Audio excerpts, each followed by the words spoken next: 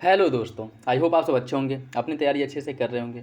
साथ ही हम लोग यूपी पीसीएस 2024 के लिए प्रैक्टिस सेट सॉल्व कर रहे हैं और अभी जो प्रैक्टिस सेट सॉल्व कराया जा रहा है वो दृष्टि आईएएस द्वारा पब्लिश किए गए टेस्ट सीरीज को हम लोग सॉल्व करेंगे। और इस टेस्ट सीरीज में ज्योग्राफी और करंट अफेयर के जो क्वेश्चन हैं उनको डिस्कस करेंगे। तो यदि आप लोग चैनल पर नए हैं तो सब्सक्राइब कर लीजिए और बेल आइकन को प्रेस कर लीजिए, जिससे वीडियो के महत्वपूर्ण नोटिफिकेशन आप लोगों को मिलते रहे हैं। और किसी भी क्वेश्चंस को लेकर के कोई डाउट हो, कन्फ्यूजन हो, कमेंट बॉक्स में कमेंट करके पूछ सकते हैं। उसके साथ साथ वीडियो अगर अच्छा लगे तो अपने दोस्तों के साथ ज़रूर शेयर कर दिया करें, वीडियो को लाइक करें और अपना फीडबैक जो है ज़रूर दे दिया करें। और देखिए, आपके एग्जाम के पॉइंट ऑफ व्यू से जो भी इंपॉर्टेंट पीडीएफ हैं, जैसे लिस्टिंग वाली जो वीडियो अपलोड किए गए थे हिस्ट्री और ज्योग्राफी के, उसमें ज्योग्राफी वाला जो आपका पीडीएफ है लिस्टिंग का, उसे अपलोड कर दिया गया है। तो जो लोग वो पीडीएफ डाउनलोड नहीं किए हैं, डाउनलोड करके एक बार देख सकते हैं। और उसके साथ साथ अन्य जो सब्जेक्ट हैं उनकी लिस्टिंग का जो पीडीएफ वो भी जैसे ही आता है उसे भी आपको जो है प्रोवाइड करा दिया जाएगा। तो टेलीग्राम चैनल को भी ज्वाइन कर लें, क्योंकि जो भी इम्पोर्टेंट इन्फॉर्मेशन है या फिर इस एग्ज़ाम के पॉइंट ऑफ व्यू से जो इम्पोर्टेंट पीडीएफ वगैरह हैं वो सब आप लोगों को मिलते रहें। तो चलिए इसी के साथ वीडियो की शुरुआत करते हैं और अपना फीडबैक जो है कमेंट बॉक्स में ज़रूर दे दिया करें। क्वेश्चन नंबर फर्स्ट देखिए, भारत के अक्षांशीय और देशांतरी विस्तार के संदर्भ में निम्नलिखित में से कौन सा विकल्प सही है। भारत की देशांतरी और अक्षांशीय सीमा लगभग 20 डिग्री है। 82 पूर्वी देशांतर को भारतीय मानक समय के लिए मानक मध्याह्न रेखा के रूप में चुना गया है। आपको बताना है कौन सा विकल्प इसका सही है। देखिए, इसका जो सही आंसर है वो हो जाएगा ऑप्शन बी। दूसरा तो सही है, पहला गलत है। पहला गलत क्यों है? क्योंकि भारत का जो देशांतरी अक्षांशीय सीमा है वह 20 डिग्री नहीं, लगभग 30 डिग्री है। ठीक है, तो पहला आपका गलत हो जाएगा। और दूसरे में क्या है कि जो 82 पूर्वी देशांतर है इसको भारत का मानक समय के लिए मध्याह्न रेखा माना जाता है। आपका सही हो जाएगा। क्यों हो जाएगा? क्योंकि देखिए, जो अंतर्राष्ट्रीय मीन टाइम रेखा है, अंतर्राष्ट्रीय समय रेखा है, वह कहाँ से, वह ग्रीनविच से होकर के जाती है। ठीक है, ग्रीनविच से होकर जाती है जो अटलांटिक महासागर के तट में है। और नीचे भूमध्य रेखा, भारत जो है वो भूमध्य रेखा के ऊपर में, भूमध्य रेखा के ऊपर में। और यह जो अंतर्राष्ट्रीय सीमा रेखा है इसके किधर है? इसके पूर्व में है। तो भारत की टोटल भूमि जो आती है वह किधर आती है? वो उत्तर पूर्व में आती है। ठीक है, उत्तर पूर्व में। ठीक, तो यह जो है 82 पूर्वी देशांतर को भारत मानक समय के लिए मध्याह्न रेखा के रूप में चुना गया। ये आपका सही हो जाएगा। अगर यही पश्चिम देता तो ये क्वेश्चन गलत हो जाता। पश्चिम का मतलब है इसके इस साइड जो है स्थित होना। ठीक है, तो इसका जो दूसरा सही हो जाएगा, पहला और जो है पहला आपका गलत हो जाएगा। एल नीनो के संदर्भ में कौन सा विकल्प सही है? यह पूर्वी प्रशांत क्षेत्र में पेरू के तट पर गर्म समुद्री धाराओं की उपस्थिति है। इसके परिणामस्वरूप भारतीय उपमहाद्वीप में सामान्य से कम या बहुत कम वर्षा होती है। कौन सा विकल्प इसका सही है? इसका जो सही आंसर है वो हो जाएगा ऑप्शन सी। दोनों विकल्प सही हैं, दोनों विकल्प आपका सही है। देखिए, एल नीनो के कारण भारत में जो मानसून है वो बहुत ज़्यादा कमज़ोर होता है, जबकि जो लानीना आता है, लानीना लानीना के कारण भारतीय मानसून जो है मजबूत होता है। ठीक, तो सही आंसर इसका सी हो जाएगा। दोनों विकल्प आपका सही है। राष्ट्रीय जलभृत मानचित्रण और प्रबंधन कार्यक्रम के संदर्भ में कौन सा विकल्प सही है? यह ग्रामीण विकास मंत्रालय द्वारा प्रारंभ किया गया है, एक केंद्रीय क्षेत्र की योजना है। यह जलभृतों का चित्रण और लक्षण वर्णन करने के लिए भूजल प्रबंधन और विनियमन योजना का एक हिस्सा है। कौन सा विकल्प इसका सही है? इसका जो सही आंसर है वो हो जाएगा ऑप्शन ए। ऑप्शन ए, अर्थात दूसरा सही है, पहला गलत है। पहला गलत क्यों है? देखिए, इसकी अगर हम बात करें, यह राष्ट्रीय जलभृत मानचित्र और प्रबंधन कार्यक्रम केंद्रीय भूजल बोर्ड के अंतर्गत जो है कार्यान्वित किया गया था, न कि ग्रामीण विकास मंत्रालय के अंतर्गत। ठीक, तो पहला आपका गलत हो जाएगा।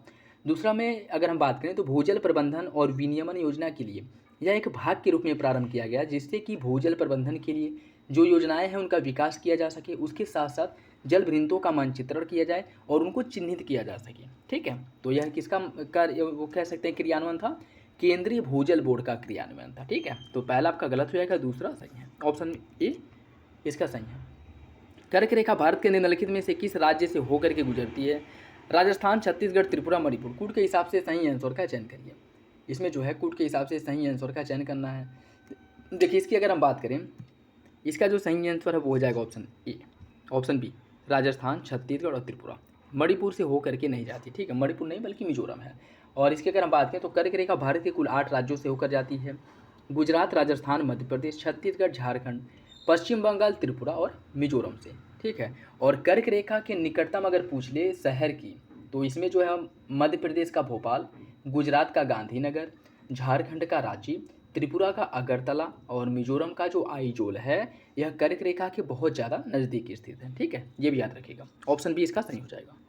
भारत का निम्नलिखित में से कौन सा राज्य म्यांमार के साथ सबसे लंबी सीमा साझा करता है? भारत का कौन सा राज्य म्यांमार के साथ सबसे लंबी सीमा साझा करता है नागालैंड, मणिपुर, मिजोरम या फिर अरुणाचल प्रदेश। इसका जो सही आंसर है वो हो जाएगा ऑप्शन डी। अरुणाचल प्रदेश जो है यह म्यांमार के साथ सबसे लंबी सीमा साझा करता है। म्यांमार के साथ सबसे लंबी जो बाउंड्री है अरुणाचल प्रदेश की लगती है। इसका सही आंसर ऑप्शन डी हो जाएगा। वैसे अगर हम बात करें तो अरुणाचल प्रदेश के जो आपका म्यांमार है, म्यांमार के साथ मणिपुर, मिजोरम, असम, नागालैंड और अरुणाचल प्रदेश इन राज्यों की सीमा लगती है, जिसमें से सबसे लंबी सीमा जो है अरुणाचल प्रदेश की है। ठीक है, और भारत और म्यांमार के बीच में जो टोटल बाउंड्री है जो भारत के साथ लगती है वह 1643 किलोमीटर है। 1643 किलोमीटर। ठीक है, और यह बहुत ज़्यादा चर्चा में था इस समय, क्योंकि ये गृह मंत्रालय द्वारा जो है यह नोटिस जारी किया गया था कि म्यांमार के साथ भारत की जितनी सीमा लगती है उस पूरे की फेंसिंग कर दिया जाए। ठीक है, जो कांटेदार वो लगाया जाता है उसको फेंसिंग किया जाए। ठीक है, जिस कारण से बहुत ज़्यादा चर्चा में था। ऑप्शन डी हो जाएगा। वायुमंडल की परतों के संदर्भ में कौन सा विकल्प सही है? पृथ्वी का ओजोन परत क्षोमंडल में पाया जाता है। क्षोमंडल की ऊंचाई पृथ्वी की ऊर्ध्व पर कम और भूमध्य रेखा पर अधिक होती है। क्षोमंडल की ऊंचाई है पृथ्वी के ध्रुवों पर अधिक कम होती है और भूमध्य रेखा पर अधिक होती है। कौन सा विकल्प सही होगा? इसका जो सही आंसर है वो हो जाएगा ऑप्शन ए। दूसरा सही है, पहला गलत है। इसका दूसरा सही हो जाएगा, पहला गलत है। पृथ्वी का ओजोन परत जो क्षोमंडल नहीं, ओजोन परत की अगर हम बात करें तो यह समताप मंडल में पाई जाती है और इसका जो सबसे अधिक विस्तार है लगभग 30 किलोमीटर तक पाया जाता है। 30 किलोमीटर तक। ठीक है, तो दूसरा सही है, पहला गलत है। और दूसरे में बात करें, देखिए जैसे ध्रुव पे क्या है कि क्षोभमंडल की ऊंचाई कम होती है और भूमध्य रेखा पर अधिक होती है। इसके पीछे भी रीजन है, वो क्या है कि ध्रुवों पर क्या है कि ध्रुव नहीं, ये क्या कहते हैं, भूमध्य रेखा पर संवहनी धाराएं चलती हैं जो गर्म होकर के हवाएं ऊपर उठती हैं और हवाएं उठती हैं, तो इसके कारण जो है यह क्षोभमंडल की जो ऊंचाई है वह भूमध्य रेखा पर अधिक हो जाती है और ध्रुवों पर हवाएं ठंडी होकर के नीचे बैठती हैं, जिससे जो भूमध्य रेखा है ध्रुवों पर इसकी क्षोभमंडल की ऊंचाई है वो कम हो जाती है। ठीक है, तो भूमध्य रेखा पर क्षोभमंडल की ऊंचाई अधिक होती है और ध्रुवों पर कम होती है। ऑप्शन ए सही हो जाएगा। नेक्स्ट देखिए, कुछ कोयला क्षेत्र दिए गए हैं और राज्य दिया गया है, उसे आपको बताना है कि कौन कोयला क्षेत्र किस राज्य में स्थित है। ठीक है, कौन सा कोयला क्षेत्र किस राज्य में स्थित है उसे आपको बताना है। बात करें अगर गिरिडीह जो है यह आपके झारखंड में स्थित है। ठीक है, गिरिडीह झारखंड में स्थित है। कोरबा जो है यह आपके छत्तीसगढ़ राज्य में स्थित है। रानीगंज है पश्चिम बंगाल में और सिगरौली है आपके मध्य प्रदेश में। इन राज्यों के कुछ और कोयला क्षेत्र देख लीजिए। जैसे झारखंड की अगर हम बात करें तो यहाँ पे झरिया, बोकारो, औरंगा, गिरिडीह, धनबाद, रामगढ़, कर्णपुर और हूटर, ये सभी जो है झारखंड में स्थित है। ओडिशा में ढेंकनाल, संबलपुर, सुंदरगढ़ और तालचेर, यह जो है ओडिशा में है। छत्तीसगढ़ में है हसदेव, आरंड कोयला क्षेत्र, कोरबा कोयला क्षेत्र, चिरमिरी कोयला क्षेत्र और जोहिला झिरमिली, यह जो है आपके छत्तीसगढ़ राज्य में स्थित है। पश्चिम बंगाल में है रानीगंज कोयला क्षेत्र, दार्जिलिंग, बर्धमान, जलपाईगुड़ी, बांकुरा और पुरुलिया, यह पश्चिम बंगाल में है। मध्य प्रदेश में सिगरौली, सतपुड़ा और सोहागपुर, पेंच, कान्हा, ये सभी मध्य प्रदेश में है। इसका जो सही आंसर है वो हो जाएगा आपका ऑप्शन 4, 2, 1, 3, ऑप्शन ये हो जाएगा, ऑप्शन ए। निम्नलिखित में से कौन सा पूर्व मानसून बौछार फल के लिए उपयुक्त सही ढंग से सुमिलित नहीं है? फूलों की बौछार, ट्यूलिप फूल, काल बैसाखी जूट, बारदोली छेड़ा चाय, कौन सा विकल्प गलत है? इसका सही आंसर हो जाएगा ऑप्शन ए। ऑप्शन ए इसका गलत है। फूलों की बौछार जो है ये होती है, लेकिन यह ट्यूलिप फूल के लिए नहीं, बल्कि इसकी जो बौछार या जो वर्षा होती है यह मुख्य रूप से जो उपयोगी है, जो कॉफ़ी के फूल खिलते हैं, कॉफ़ी के जो फूल खिलते हैं उसके लिए बहुत ज़्यादा उपयोगी होता है। ठीक है, तो पहला आपका गलत हो जाएगा। अन्य दोनों विकल्प जो है वो सही है। ठीक है, अन्य दोनों विकल्प सही हैं। केरल में जो कॉफ़ी के फूल खिलते हैं उसके लिए बहुत ज़्यादा उपयोगी होता है। ठीक है, कहवा उत्पादन क्षेत्र में कहवा के फूल खिलने लगते हैं और इसके लिए यह उपयोगी होता है। ऑप्शन ए गलत है। भारत में चीनी उद्योग के संदर्भ में कौन सा विकल्प सही है? उचित एवं लाभकारी मूल्य एफआरपी वह न्यूनतम मूल्य है जो चीनी मिलों को कृषि लागत एवं मूल्य आयोग सीएसीपी की सिफारिश के आधार पर किसानों को देना होता है। भारत ने 2030 तक पेट्रोल में 20% एथेनॉल मिश्रण का लक्ष्य रखा है। कौन सा विकल्प सही है? इसका जो सही आंसर है वो हो जाएगा ऑप्शन ए। पहला सही है, दूसरा गलत है। पहला सही है, दूसरा गलत है। भारत सरकार द्वारा जो 20% एथेनॉल ब्लिंकिंग का लक्ष्य रखा गया है वह 2030 नहीं है बल्कि 2028 है। ठीक है, इसका जो लक्ष्य रखा गया है 2028 रखा गया है। 2026 25-26 है, 2025-26 है, 28 नहीं है, ठीक है। 2025-26 तक 20% एथेनॉल मिश्रण का लक्ष्य रखा गया है। दूसरा गलत हो जाएगा। सामुद्रिक विधि के अनुसार अनन्य आर्थिक क्षेत्र एक ऐसा क्षेत्र है जो अपनी आधार रेखा से 20 नॉटिकल मील की दूरी तक समुद्र भिमुख तक विस्तृत होता है, या फिर उच्च समुद्र से समुद्र भिमुख विस्तृत जहां राष्ट्रीय अधिकार क्षेत्र से परे जो होता है, या फिर प्रादेशिक जल से 200 नॉटिकल मील की दूरी तक समुद्र भिमुख विस्तृत है, या सन्निहित क्षेत्र से उच्च समुद्र तक समुद्राभिमुख विस्तृत है। इसका सही आंसर है ऑप्शन ए। यह आधार रेखा से 200 नॉटिकल मील दूर तक समुद्राभिमुख विस्तृत होता है, ठीक है। समुद्र विधि इसकी अगर हम बात करें 1982 में इसका निर्धारण किया गया था। 1982 में इसका निर्धारण किया गया था, जिसके बाद समुद्र क्षेत्र को 5 मुख्य क्षेत्रों में विभाजित किया गया है। आंतरिक जल क्षेत्र, प्रादेशिक समुद्र क्षेत्र, सन्निहित क्षेत्र, अनन्य आर्थिक क्षेत्र, ठीक है। तो इसके अंतर्गत अगर हम बात करें, अनन्य आर्थिक क्षेत्र जो है यह तटीय राज्य अपने प्रादेशिक समुद्र क्षेत्र से परे और उसके आसपास का जो आपका जोन है या फिर से क्षेत्र है उसकी आधार रेखा से लेकर के 200 नॉटिकल मील तक इसका विस्तार होता है, जिस देश की सीमा से वो लगता है, ठीक है। तो इसका सही आंसर ऑप्शन हो जाएगा। भूपर्पटी के संदर्भ में कौन सा विकल्प सही है? यह प्रकृति में भंगुर होता है। महासागरों में भूपर्पटी की मोटाई महाद्वीपों की तुलना में अपेक्षाकृत कम होती है। कौन सा विकल्प इसका सही है? इसका सही आंसर है ऑप्शन डी। दोनों विकल्प आपका सही हो जाएगा। भूपर्पटी प्रकृति में भंगुर होती है, क्यों? क्योंकि भूपर्पटी जो है, जैसे अगर देखा जाए तो यह महासागरी भूपर्पटी प्रकृति में भंगुर है, और यह महासागरी महाद्वीपों क्षेत्र में भूपर्पटी की जो मोटाई है वो भी अलग अलग होती है। भूपर्पटी की मोटाई की अगर हम बात करें तो महासागरी भूपर्पटी की जो औसत मोटाई है वो लगभग 5 किलोमीटर है, 5 किलोमीटर मोटी है, और महाद्वीपीय भूपर्पटी की जो मोटाई है लगभग 30 किलोमीटर है, ठीक है। तो दोनों के बीच मेजर डिफरेंस है। महासागरों में 5 किलोमीटर, महाद्वीपों में 30 किलोमीटर। दोनों विकल्प सही हैं। निम्नलिखित में से कौन सा राज्य जल विनियामक प्राधिकरण अधिनियम 2005 को लागू करने वाला पहला राज्य बना था? जल विनियामक को लागू करने वाला पहला जो राज्य था वह महाराष्ट्र था। महाराष्ट्र के द्वारा जो इसे लागू किया गया था वह 2005 में ही लागू किया गया था, 2005 में। और इसके बाद अरुणाचल प्रदेश द्वारा 2006 में लागू किया गया। उत्तर प्रदेश की अगर हम बात करें, उत्तर प्रदेश इसे 2008 में लागू किया था। उत्तर प्रदेश ने इसे 2008 में लागू किया था। तो इसका सही आंसर ऑप्शन सी हो जाएगा। निम्नलिखित में से किसने पहली बार भारत के जलवायु विभाजन संबंधित अध्ययन का प्रयास किया था? H.E. Blanford, V.P. Subramaniam, B.L.C. Johnson या W. कोफेन? इसका सही आंसर है ऑप्शन ए। H.E. ब्लैनफोर्ड द्वारा सबसे पहले भारत के जलवायु के विभाजन के संबंध में अध्ययन का प्रयास किया गया था। ऑप्शन ए इसका सही हो जाएगा। और इसका प्रयास इनके द्वारा जो पहली बार प्रयास किया गया था वह 1889 में किया गया था। 1889 में इसका प्रयास किया गया था। और यह जो है भारतीय मौसम विभाग के पहले महानिदेशक के रूप में भी कार्यरत थे। और इन्होंने पाया कि विश्व में पाई जाने वाली सभी प्रकार की जो जलवायु है वह भारतीय उपमहाद्वीप को प्रभावित करती है। मतलब भारतीय उपमहाद्वीप एक ऐसा उपमहाद्वीप है जहाँ विश्व में पाई जाने वाली सभी प्रकार की जलवायु जो है वो भारत में देखने को मिलेगी। बहुत अधिक गर्मी भी आपको भारत में मिलती हुई दिखाई देगी, बहुत ज़्यादा ठंड, बर्फ़ भी पड़ते हैं और हमेशा बारिश भी होती है। ये सभी मौसमी घटनाएं, सभी मौसमी जो परिवर्तनशीलता है आपको भारत में देखने को मिलेंगी, ठीक है। ऑप्शन ए सही हो जाएगा। एकीकृत जल संभर प्रबंधन कार्यक्रम को किस योजना के अंतर्गत शामिल किया गया था? हर घर जल योजना, प्रधानमंत्री कृषि सिंचाई योजना, प्रधानमंत्री फसल बीमा योजना या फिर राष्ट्रीय ग्रामीण पेयजल कार्यक्रम? इसका सही आंसर है ऑप्शन बी। प्रधानमंत्री कृषि सिंचाई योजना के अंतर्गत इसको इंक्लूड किया गया था, ठीक है। प्रधानमंत्री सिंचाई योजना के अंतर्गत देखिए 2015 में अगर हम बात करें, 2015 में इसकी शुरुआत की गई थी, जिसमें प्रावधान किया गया था कि अर्न फॉर्म वाटर मैनेजमेंट योजना के त्वरित सिंचाई लाभ कार्यक्रम को प्रधानमंत्री कृषि सिंचाई योजना में शामिल कर दिया गया, जिससे कि इसकी सफलता को और अच्छे से व्यापक स्तर पे और इसका जो विस्तार है वो पूरे भारत में ग्रामीण स्तर पे और स्थानीय स्तर पे हर माध्यम से किया जा सके, ठीक है। ऑप्शन बी हो जाएगा। पृथ्वी की संरचना के संदर्भ में कौन सा विकल्प सही है? मेंटल के ऊपरी हिस्से को स्थल मंडल कहा जाता है। क्रोड बहुत भारी पदार्थ मुख्यतः निकिल और लोहे से बना है। कौन सा विकल्प इसका सही है? इसका जो सही आंसर है वो हो जाएगा ऑप्शन बी। Option B. इसमें क्या पूछा है कि कौन सा विकल्प सही है? दूसरा सही है, पहला गलत है।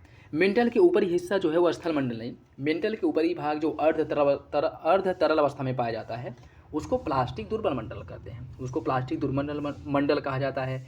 और यह जो है भूपर्पटी और मेंटल, भूपर्पटी जिसको क्रस्ट कहा जाता है वह, और जो आपका मेंटल है, इनको विभाजित करने वाली जो परत है, इनको विभाजित करने वाली जो परत है उसको मोहोविकक असंबद्धता कहा जाता है, जो भूपर्पटी और आपके मेंटल को एक दूसरे से विभाजित करती है, ठीक है। और भूपर्पटी से पूरे आंतरिक भाग में जो मेंटल कहा जाता है, अर्थात मेंटल, जिसकी कुल गहराई जो है वह भूपर्पट्टी से लेकर के 2900 किलोमीटर तक है। ये भी याद रखिएगा, ठीक है।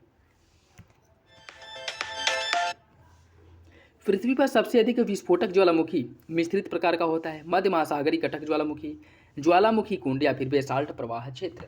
इसका सही आंसर क्या है? इसका जो सही आंसर है वो हो जाएगा ऑप्शन सी। पृथ्वी पर सबसे अधिक विस्फोटक जो ज्वालामुखी होते हैं वो ज्वालामुखी कुंड प्रकार के होते हैं, ज्वालामुखी कुंड प्रकार के। और यह पृथ्वी पर ज्वालामुखी के सबसे विस्फोटक रूप हैं। यह आमतौर पर इतने विस्फोटक होते हैं कि जब ये फटते हैं तो वे किसी भी ऊंचाई संरचना का निर्माण करने के बजाय स्वयं ही ढह जाते हैं और ढह गए अवसादों को ज्वालामुखी कुंड कहा जाता है, ठीक है। ऑप्शन सी हो जाएगा। सीसी कॉल्डर के अनुसार भारत में कितने वनस्पति क्षेत्र हैं? 5, 9, 8 या फिर 4? इसका जो सही आंसर है क्या होगा? इसका सही आंसर है ऑप्शन सी 8। और इनके द्वारा जो इसका निर्धारण किया गया था सीसी कॉल्डर द्वारा 1937 ईस्वी में, 1937 में भारत के 8 वनस्पति क्षेत्रों की पहचान की गई थी और भारत को 8 वनस्पति क्षेत्रों में विभाजित किया गया था। और यह 8 वनस्पति क्षेत्र कौन कौन है? पूर्वी हिमालय क्षेत्र, उत्तर पश्चिमी हिमालय क्षेत्र, असम क्षेत्र, गंगा का मैदान, सिंधु का मैदान, दक्कन क्षेत्र, मालाबार क्षेत्र, अंडमान निकोबार वाला क्षेत्र जो है, यह 8 प्रकार है। ऑप्शन सी हो जाएगा। निम्नलिखित में से कौन सा देश भारत के साथ सबसे छोटी सीमा साझा करता है?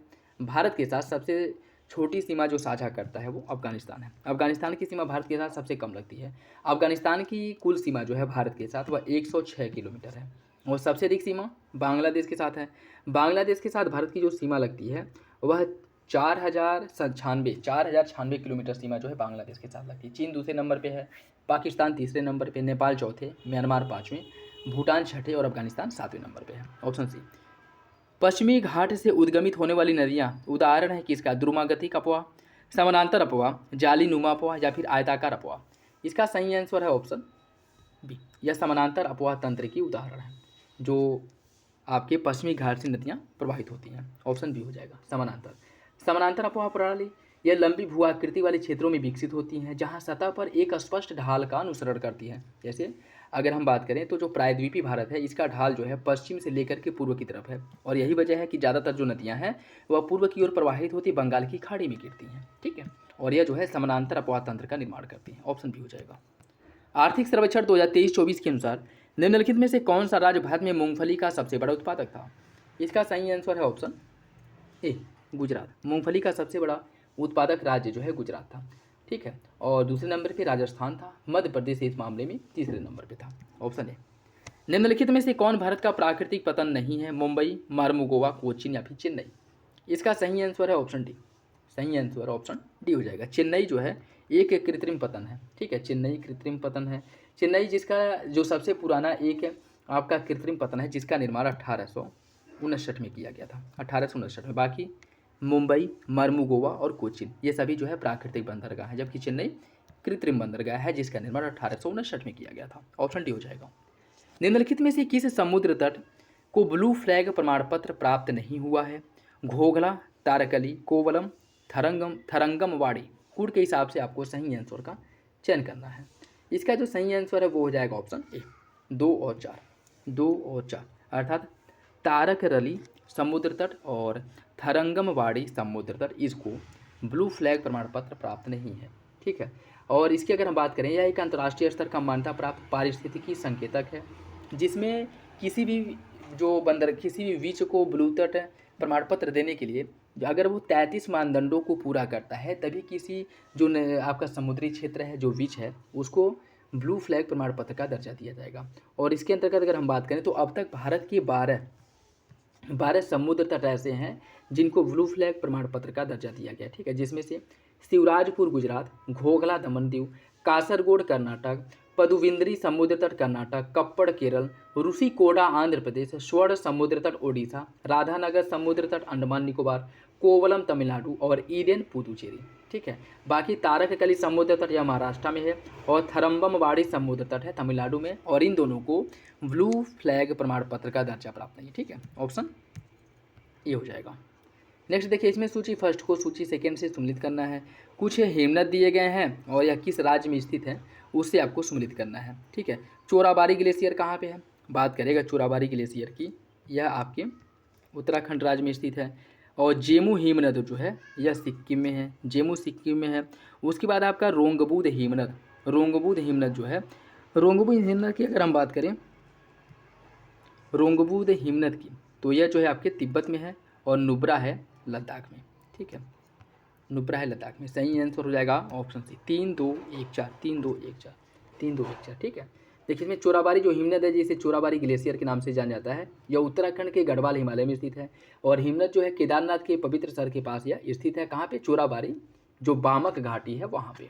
जेमू हिमनद यह हिमालय का सबसे बड़ा हिमनद है, जो लगभग 26 किलोमीटर लंबा है। और यह भारत के सिक्किम हिमालय क्षेत्र जो कंचनजंगा वाला है उसको आधार प्रदान करता है। और इसके साथ साथ यह विश्व के तीसरे सबसे ऊंचे पर्वत कंचनजंगा के पूर्वी हिस्से से अपवाहित होता है। जो रोंगबुंग हिमनद है तिब्बत में स्थित है। नुब्रा घाटी लद्दाख के उत्तर में हिमालय के काराकोरम और लद्दाख श्रेणियों के बीच में स्थित है। ऑप्शन सी। बुग्याल क्या है? बुग्याल क्या है? बुग्याल की अगर हम बात करें तो यह उच्च उन्नताश वाले क्षेत्रों में पाए जाने वाले घास के मैदान हैं, जिनको बुग्याल के नाम से जाना जाता है। इसका सही आंसर ऑप्शन डी हो जाएगा। सही आंसर हो जाएगा ऑप्शन डी। बुग्याल जो है यह उत्तराखंड में लगभग 12,000 फीट से भी अधिक ऊंचाई पर पाए जाने वाले प्राकृतिक घास के मैदान हैं। कहाँ पे? मुख्य रूप से यह उत्तराखंड राज्य में पाया जाता है, उत्तराखंड राज्य में। ठीक है, ऑप्शन डी। कांगड़ा घाटी किस लिए प्रसिद्ध है? कांगड़ा घाटी प्रसिद्ध है किसमें है? बृहद हिमालय में है, लघु हिमालय, बाह्य हिमालय या फिर उपरोक्त में से कोई नहीं। कांगड़ा घाटी जो है यह आपके लघु हिमालय या मध्य हिमालय इसमें स्थित है। ठीक है, ऑप्शन बी हो जाएगा। और इसमें अगर हम बात करें, इसमें जो प्रमुख श्रेणियां हैं लघु हिमालय की, वह पीर पंजाल, धौलाधर, महाभारत, ये सभी जो है लघु हिमालय या हिमाचल हिमालय की श्रेणियां हैं। और इसमें कुछ हिल स्टेशंस वगैरह भी पाए जाते हैं लघु हिमालय में, जैसे शिमला, डलहौजी, दार्जिलिंग, चकराता, मसूरी, नैनीताल जैसे जो प्रमुख हिल स्टेशन हैं वो भी यहीं पे पाए जाते हैं। ठीक है, बी। प्रायद्वीपीय नदी प्रणाली के संदर्भ में कौन सा विकल्प सही है? नर्मदा सबसे बड़ी दाहिनी ओर से बहने वाली है नदी है, जो भ्रंश घाटी से होकर गुजरती है। गोदावरी सबसे बड़ी प्रायद्वीपीय नदी है और यह अरब सागर में गिरती है। कौन सा विकल्प सही है? इसका सही आंसर हो जाएगा ऑप्शन डी। दोनों विकल्प गलत है। नर्मदा यह जो है दाहिने ओर से बहने वाली जो भ्रंश घाटी से होकर बहती नहीं, दाहिने ओर से मतलब पश्चिम बंगाल में, जो कि गलत है, यह अरब सागर में अपना जल गिराती है। ठीक है, ये किधर जाती है? यह लेफ्ट की तरफ जाती है, बाएं ओर जाती है। और गोदावरी यह प्रायद्वीपीय नदी है, लेकिन यह अरब सागर में नहीं, बंगाल की खाड़ी में अपना जल प्रवाहित करती है। तो दोनों विकल्प गलत हो जाएगा। निम्नलिखित में से कौन सा कथन थार रेगिस्तान के लिए सही नहीं है? यह अरावली पर्वतमाला, कच्छ, केरल और सिंधु नदी से समवृत्त है। लूनी एकमात्र नदी है जो मरुस्थल से होकर के प्रवाहित होती है। यह ब्लैक बक और एशियाई जंगली बिल्लियों के पर्यावास के लिए प्रसिद्ध है। यह मरुस्थल हरियाणा, पंजाब, गुजरात और मध्य प्रदेश तक विस्तृत है। कौन सा विकल्प इसका गलत है? इसका जो सही आंसर है वो हो जाएगा ऑप्शन डी। ऑप्शन डी इसका सही है, ऑप्शन डी गलत है। ठीक है, इसका जो विस्तार है, इसका जो विस्तार की अगर हम बात करें, इसका विस्तार मुख्य रूप से गुजरात, हरियाणा, पंजाब तक विस्तृत है। गुजरात, हरियाणा, पंजाब तक है इसका विस्तार पाया जाता है। ठीक है, ऑप्शन डी हो जाएगा। मध्य प्रदेश इसके अंदर शामिल नहीं है। निम्नलिखित में से कौन सा मरुस्थल त्रिभुज में शामिल नहीं है? कौन सा मरुस्थल त्रिभुज में शामिल नहीं है? नागौर, जोधपुर, बीकानेर या फिर जैसलमेर? इसका सही आंसर है ऑप्शन ए, नागौर इसमें शामिल नहीं है। राजस्थान के मरुस्थल में 3 शहर शामिल हैं, जैसलमेर, बीकानेर और जोधपुर, जिसे आमतौर पर मरुस्थलीय त्रिकोण के नाम से जाना जाता है, मरुस्थलीय त्रिकोण के नाम से। ठीक है, ऑप्शन हो जाएगा। निम्नलिखित में से कौन सा युग्म क्षेत्र खनिज सही सम्मिलित नहीं है? डाल्टनगंज कोयला, मयूरभंज जस्ता, केंदुझाड़ मैग्नीज, कटनी बॉक्साइट। कौन सा विकल्प गलत है? इसका सही आंसर हो जाएगा ऑप्शन बी, मयूरभंज। मयूरभंज की अगर हम बात करें, यह जो है लोहा, तांबा, निकल आदि के लिए प्रसिद्ध है, न कि जस्ता के लिए। ठीक है, यहाँ पे मुख्य रूप से लोहा, तांबा, निकल आदि का खनन किया जाता है। ऑप्शन बी गलत हो जाएगा, अन्य सभी विकल्प सही हैं। जनांकीय संक्रमण सिद्धांत के अनुसार भारत विकास के निम्नलिखित में से किस चरण में स्थित है? प्रथम, द्वितीय, तृतीय या फिर चतुर्थ? इसका सही आंसर है ऑप्शन सी। वर्तमान समय में भारत जनांकीय के हिसाब से तृतीय चरण में चल रहा है। ठीक है, ऑप्शन सी हो जाएगा। निम्नलिखित पहाड़ियों पर विचार कीजिए और इन्हें उत्तर से दक्षिण के क्रम में आपको रखना है। इन्हें उत्तर से दक्षिण क्रम में रखना है। उत्तर से दक्षिण क्रम में रखने की अगर हम बात करें तो सबसे पहले आ जाएगा राजमहल की पहाड़ियाँ। कहाँ पे है? राजमहल की पहाड़ी है झारखंड में, झारखंड में है। ठीक है, झारखंड में राजमहल की पहाड़ी है। इसके बाद है आपका गडजात पहाड़ी, झारखंड के बाद है गडजात पहाड़ी है। कहाँ पे है? उड़ीसा। गडजात हो गया, नियामगिरी हो गया, यह सभी पहाड़ियाँ जो है उड़ीसा में पाई जाती हैं। उसके बाद आपका नल्ला मल्ला पहाड़ी है आंध्र प्रदेश में। ठीक, और जावदी पहाड़ी जो है यह आपके तमिलनाडु में देखने को मिलेगा। तमिलनाडु में है जावदी पहाड़ी। तो इसका जो सही आंसर है वो हो जाएगा ऑप्शन 4132, 4132। अगर ये पहाड़ियाँ किस राज्य में हैं, अगर ये भी आपको पता हो तो आराम से जो है इन्हें क्रम से आप लगा सकते हैं। ऑप्शन बी हो जाएगा। भारत में जनजातियों के संदर्भ में कौन सा विकल्प सही है? मध्य प्रदेश में भारत की सबसे अधिक जनजाति जनसंख्या निवास करती है। भील सबसे बड़ा जनजातीय समूह है और इसके बाद गोंड का स्थान आता है। कौन सा विकल्प इसका सही होगा? इसका जो सही आंसर है वो हो जाएगा आपका ऑप्शन, इसका सही आंसर है ऑप्शन बी। दोनों विकल्प जो है सही है, दोनों विकल्प सही हो जाएंगे। ठीक है, ऑप्शन बी सही हो जाएगा इसका। नेक्स्ट देखिए, इसमें सूची फर्स्ट को सूची सेकेंड से सम्मिलित करना है। सूची फर्स्ट को सूची सेकेंड से सम्मिलित करना है। इसमें कुछ दर्रे दिए गए हैं और उन्हें जो है किस राज्य में स्थित है उससे आपको सम्मिलित करना है। ठीक है, बात करें अगर गोरम घाट दर्रा, गोरम घाट दर्रा जो है ये आपके राजस्थान में स्थित है। आसीरगढ़ दर्रा जो है, आसीरगढ़ दर्रा है मध्य प्रदेश राज्य में। सेला दर्रा है आपके अरुणाचल प्रदेश में, सेला दर्रा अरुणाचल प्रदेश में। और मुलिंगला दर्रा है उत्तराखंड में। इसका सही आंसर हो जाएगा ऑप्शन डी, 4 2 3 1, 4 2 3 1। ऑप्शन डी हो जाएगा 4 2 3 1। भारतीय वन स्थिति रिपोर्ट 2021 के संबंध में कौन सा विकल्प गलत है? यह भारत के वन और वृक्ष आवरण का आकलन करता है जिसे भारत वन सर्वेक्षण द्वारा प्रत्येक 2 वर्ष के अंतराल पर प्रकाशित किया जाता है। प्रत्येक 2 वर्ष के अंतराल पर इसे प्रकाशित किया जाता है। राष्ट्रीय स्तर पर वन आवरण में 1540 वर्ग किलोमीटर की निवल वृद्धि हुई है। क्षेत्रफल की दृष्टि से अरुणाचल प्रदेश में देश का सबसे बड़ा वन आवरण स्थित है और उसके बाद मध्य प्रदेश का स्थान आता है। अरुणाचल प्रदेश में पक्के बाघ अभ्यारण्य में सबसे अधिक वन आवरण है। कौन सा विकल्प गलत है? इसका जो सही आंसर है वो हो जाएगा ऑप्शन, इसका सही आंसर जो है वो हो जाएगा ऑप्शन सी। इसमें क्या कह रहा है कि क्षेत्रफल की दृष्टि से अरुणाचल प्रदेश में देश का सबसे बड़ा वन आवरण है, जो कि गलत है। क्षेत्रफल की दृष्टि से सबसे बड़ा जो वन आवरण है वो मध्य प्रदेश में है। मध्य प्रदेश इस मामले में पहले नंबर पे है, अरुणाचल प्रदेश जो है वो दूसरे नंबर पे है। तो सी आपका गलत हो जाएगा। निम्नलिखित में से कौन सा पर्वत चोटी राज्य सही सुमेलित नहीं है? जिंगदड़ा चोटी, देखिए जिंगदड़ा चोटी ओडिशा, धूपगढ़ मध्य प्रदेश, गुरु शिखर राजस्थान, अनाईमुडी केरल। इसमें बताना है कि कौन सी पर्वत चोटी राज्य से सही रूप से सुमेलित नहीं है। देखिए इसका जो सही आंसर है वो हो जाएगा ऑप्शन ए। जिंगदड़ा चोटी की अगर हम बात करें, जिंगदड़ा चोटी यह पूर्वी घाट की सर्वोच्च चोटी है जो उड़ीसा नहीं बल्कि आंध्र प्रदेश राज्य में है। कहाँ पे है? आंध्र प्रदेश में। और यह जो है पूर्वी घाट की सबसे ऊंची चोटी है जो आंध्र प्रदेश में स्थित है। ऑप्शन ए गलत हो जाएगा। भूगोल शब्द निम्नलिखित में से किसके द्वारा गढ़ा गया था? भूगोल शब्द का प्रयोग सबसे पहले किसने प्रयोग किया था यह आपको बताना है। इरेटोस्थनीज, विडाल डिलाप्लास, हेरोडोटस या फिर इमैनुअल कांट। इसका सही आंसर क्या है? इसका जो सही आंसर है वो हो जाएगा ऑप्शन ए, इरेटोस्थनीज जो है इनके द्वारा भूगोल शब्द का पहली बार प्रयोग किया गया था। कह सकते हैं भूगोल शब्द गढ़ा गया था। और इनके द्वारा भूगोल शब्द का जो प्रयोग है या फिर इसे जो गढ़ा गया था वह 275 से 194 ईसा पूर्व के बीच में जो है इन्होंने इसका उपयोग किया था। ऑप्शन ए हो जाएगा। नेक्स्ट देखिए, इसमें कुछ जनजातियां दी गई हैं और राज्य दिया गया है, उससे आपको सम्मिलित करना है। लाहुला जनजाति, लाहुला जनजाति जो है यह कहाँ पाई जाती है? लाहुला जनजाति जो है मुख्य रूप से पाई जाती है आपके हिमाचल प्रदेश वाले क्षेत्र में। चेंचू जनजाति जो है यह तेलंगाना की जनजाति है। भैना जनजाति है महाराष्ट्र की। और दामरिया जनजाति है गुजरात की। इसका सही आंसर है 2 1 4 3 ऑप्शन सी, 2 1 4 3 ऑप्शन सी हो जाएगा। मोरीबंद डेल्टा निम्नलिखित में से किस डेल्टा का उपखंड है? Krishna Godavari delta, Mahanadi delta, Bengal delta या फिर कावेरी डेल्टा। इसका सही आंसर है ऑप्शन सी, मोरीबंद डेल्टा जो है बंगाल डेल्टा का एक उपभाग है। नदियों की छायाकारी प्रकृति के कारण डेल्टा के इस भाग को पुराना डेल्टा या मोरीबंद डेल्टा के नाम से जाना जाता है। ठीक है, जो पुराने डेल्टा हो जाते हैं उन्हीं को मोरीबंद डेल्टा के नाम से जाना जाता है। ठीक है, ऑप्शन सी हो जाएगा। गंगा नदी निम्नलिखित में से किस शहर से सिंधु गंगा मैदान में प्रवेश करती है? हरिद्वार, सहारनपुर, बहराइच या फिर पिथौरागढ़। इसका सही आंसर ऑप्शन है हरिद्वार से। हरिद्वार से गंगा नदी जो है हरिद्वार में भारत गंगा के मैदान में प्रवेश करती है। ऑप्शन ए हो जाएगा। जनगणना 2011 के अनुसार, जनगणना 2011 के अनुसार निम्नलिखित राज्यों में से किसका जनसंख्या घनत्व सबसे अधिक है? किसका जनसंख्या घनत्व सबसे अधिक है आपको बताना है। देखिए इसका जो सही आंसर है वो हो जाएगा ऑप्शन बी, बिहार का जो जनसंख्या घनत्व है वो सबसे अधिक है। बिहार का जो प्रति वर्ग किलोमीटर जनसंख्या घनत्व है वह 1102 है। कितना है? 1102। ऑप्शन बी हो जाएगा। 2011 की जनगणना के अनुसार भारत का जनसंख्या घनत्व कितना है? 361, 382, 393 या फिर 483। इसका जो सही आंसर है क्या होगा? इसका सही आंसर हो जाएगा आपका ऑप्शन बी, 382 ऑप्शन बी हो जाएगा। ठीक है, 2011 की जनगणना के अनुसार भारत का सबसे कम जनसंख्या वाला राज्य कौन सा है? सिक्किम, गोवा, अरुणाचल प्रदेश या फिर त्रिपुरा। इसका जो सही आंसर है वो हो जाएगा option A Sikkim, option A सही है। ठीक है, 2011 की जनगणना के अनुसार भारत में अनुसूचित जनजातियों का जो प्रतिशत है वो कितना है? 2011 की जनगणना के अनुसार भारत में अनुसूचित जनजातियों की प्रतिशत है 8.6% है, 8.6% है। ऑप्शन जो है आपका ये हो जाएगा। 2011 की जनगणना के अनुसार भारत की महिला साक्षरता कितनी है?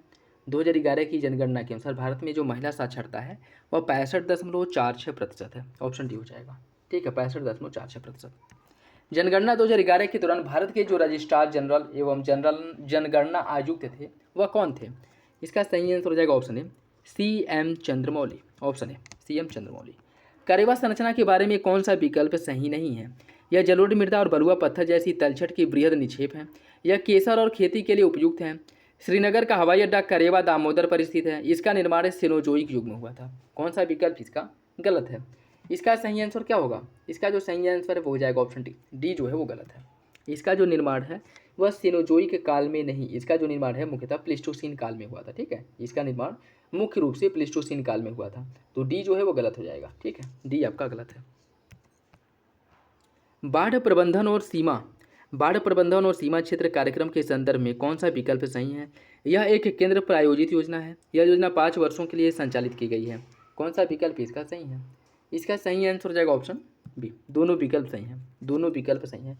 देखिए, केंद्रीय मंत्रिमंडल ने जल संसाधन, नदी विकास और गंगा संरक्षण विभाग द्वारा प्रस्तावित केंद्र प्रायोजित योजना बाढ़ प्रबंधन और सीमा क्षेत्र कार्यक्रम इसको 2021-22 में इसकी शुरुआत की गई थी, जिसका जो समय है 21-22 से लेकर के 25-26 तक होगा। और यह जो है बाढ़ नियंत्रण, कटाव रोधी, जो नदियों द्वारा बांधों का कटाव किया जाता है, उसके साथ साथ जल निकासी का विकास करना, समुद्र कटाव रोधी जो अभियान है उसका संचालन करना, ये सभी कार्य जो है इसके द्वारा किए जाएंगे। ठीक है, और इसका जो ड्यूरेशन है 5 वर्ष होगा, 21-22 से 25-26 तक। राष्ट्रीय भूमि अभिलेख आधुनिकीकरण कार्यक्रम का नाम बदल करके क्या कर दिया गया है? राष्ट्रीय भूमि अभिलेख आधुनिकीकरण का नाम बदल करके क्या रखा गया है? इसका नाम बदल करके डिजिटल इंडिया भूमि अभिलेख आधुनिकीकरण कार्यक्रम कर दिया गया है। डिजिटल इंडिया भूमि अभिलेख आधुनिकीकरण कार्यक्रम, ऑप्शन सी। भारत की लेटराइट मृदा के संदर्भ में कौन सा विकल्प सही है? इस मृदा में आयरन ऑक्साइड और पोटास की कमी पाई जाती है। यह मृदा काजू की खेती के लिए उपयुक्त होता है। कौन सा विकल्प इसका सही है? इसका जो सही आंसर है वो हो जाएगा ऑप्शन सी। दूसरा सही है, पहला गलत है। लेटराइट मृदा में आयरन ऑक्साइड और पोटास इसकी कमी नहीं बल्कि इसकी अधिकता पाई जाती है। ठीक है, दूसरा गलत सही है, पहला गलत। मरुस्थलीकरण के संदर्भ में कौन सा विकल्प सही है? मरुस्थलीकरण के कारण शुष्क भूमि की जैविक उत्पादकता कम हो जाती है। जुताई और अधिक सिंचाई से मृदा की खनिज संरचना विकृत हो जाती है। कौन सा विकल्प इसका सही है? इसका जो सही आंसर है वो हो जाएगा ऑप्शन बी। दोनों विकल्प सही हैं, दोनों विकल्प जो है वो सही हो जाएंगे। ठीक है, देखिए इसमें अगर हम बात करें मरुस्थलीकरण के परिणाम स्वरूप जो है, इसके परिणाम स्वरूप वेटलैंड स्थलाकृति का निर्माण होता है। मरुस्थलीकरण का प्रारंभिक चरण, इसी को ही वेटलैंड भी कहा जाता है। कर्तन दहन प्रणाली से राज्य में मृदा अपरदन का खतरा उत्पन्न होता है। उसके साथ साथ अत्यधिक जुताई एवं सिंचाई से मृदा की जो खनिज संरचना है यह भी जो है विकृत हो जाती है। दोनों विकल्प सही हो जाएगा। निम्नलिखित में से किस कार्यक्रम को हरियाली दिशा निर्देश के रूप में जाना जाता है? किस कार्यक्रम को हरियाली दिशा निर्देश के रूप में जाना जाता है? इसका सही आंसर है ऑप्शन ए, एकीकृत जल संभर प्रबंधन कार्यक्रम को। और इसकी जो शुरुआत है 1989-90 में इसकी शुरुआत की गई थी। और इसका जो शुरुआत मुख्य रूप से किया गया था, इसका उद्देश्य था कि ग्रामीण रोजगार के सृजन के साथ साथ क्षीण हो रहे प्राकृतिक संसाधनों का दोहन, संरक्षण एवं उसका विकास करना, उसके साथ साथ पारिस्थितिक संतुलन को बहाल करना। और 2003 में इसे हरियाली दिशा निर्देश नाम दिया गया था। ठीक है, इसका जो टैगलाइन था हरियाली दिशा निर्देश था। और प्रधानमंत्री कृषि सिंचाई योजना 2015-16 से 19-20 के अंतर्गत इसको जो है इसमें शामिल कर दिया गया था। और इसका जो कार्यान्वयन है वह नीति आयोग द्वारा किया जाता है, ये भी याद रखिएगा, इसका कार्यान्वयन नीति आयोग द्वारा किया जाता है। ठीक है, ऑप्शन ए। निम्नलिखित में से कौन सा बांध बराकर नदी पर स्थित है? मैथन, कोनार, तिलैया, पंचेत। कूट के हिसाब से सही आंसर का चयन करना है। कूट के हिसाब से सही आंसर का चयन करना है। इसका जो सही आंसर है वो हो जाएगा option D. Option D, Maithon और तिलैया। मैथन और तिलैया जो है यह दोनों बांधों का निर्माण बराकर नदी पर किया गया है। बराकर नदी जो झारखंड में स्थित क्षेत्र की सबसे ऊंची पहाड़ी पारसनाथ पहाड़ी से निकलती है और पारसनाथ पहाड़ी पर ही एक जैन तीर्थंकर का महत्वपूर्ण केंद्र भी स्थित है, ठीक है, जिसमें तिलैया बांध और मैथन बांध बराकर नदी पर है, जबकि कोनार बांध का निर्माण कोनार नदी पर और पंचेत हिल बांध का निर्माण दामोदर नदी पर किया गया है। ऑप्शन डी हो जाएगा। भारतीय मानक ब्यूरो ने भारत को कितने भूकंपीय क्षेत्रों में बांटा है? 5, 4, 7 या फिर 6? इसका सही आंसर है ऑप्शन बी, 4 भागों में बांटा गया है। और भारत के जो क्षेत्र हैं कौन कौन है? Zone second, zone third, zone fourth और जोन 5, ठीक है, इन 4 भागों में बांटा गया है। सही आंसर है ऑप्शन बी।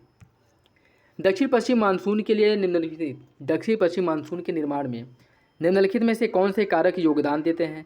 भूमि या समुद्र का विभेदन, विभेदक तापन और शीतलन, गंगा के मैदान पर अंतर उष्णकटिबंधीय अभिसरण क्षेत्र ITC intra tropical conversion zone, उष्णकटिबंधीय पूर्वी जेठ धारा या फिर तिब्बती पठार का गर्म होना। कौन सा विकल्प इसका सही है?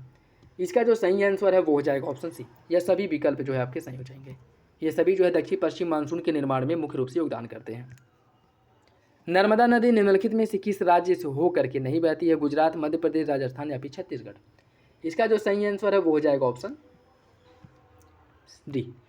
नर्मदा नदी जो है यह आपके छत्तीसगढ़ राज्य से होकर के नहीं बहती है। नर्मदा नदी जो रीवा के नाम से जानी जाती है और उत्तर दक्षिण भारत के बीच एक पारंपरिक सीमा के रूप में कार्य करती है।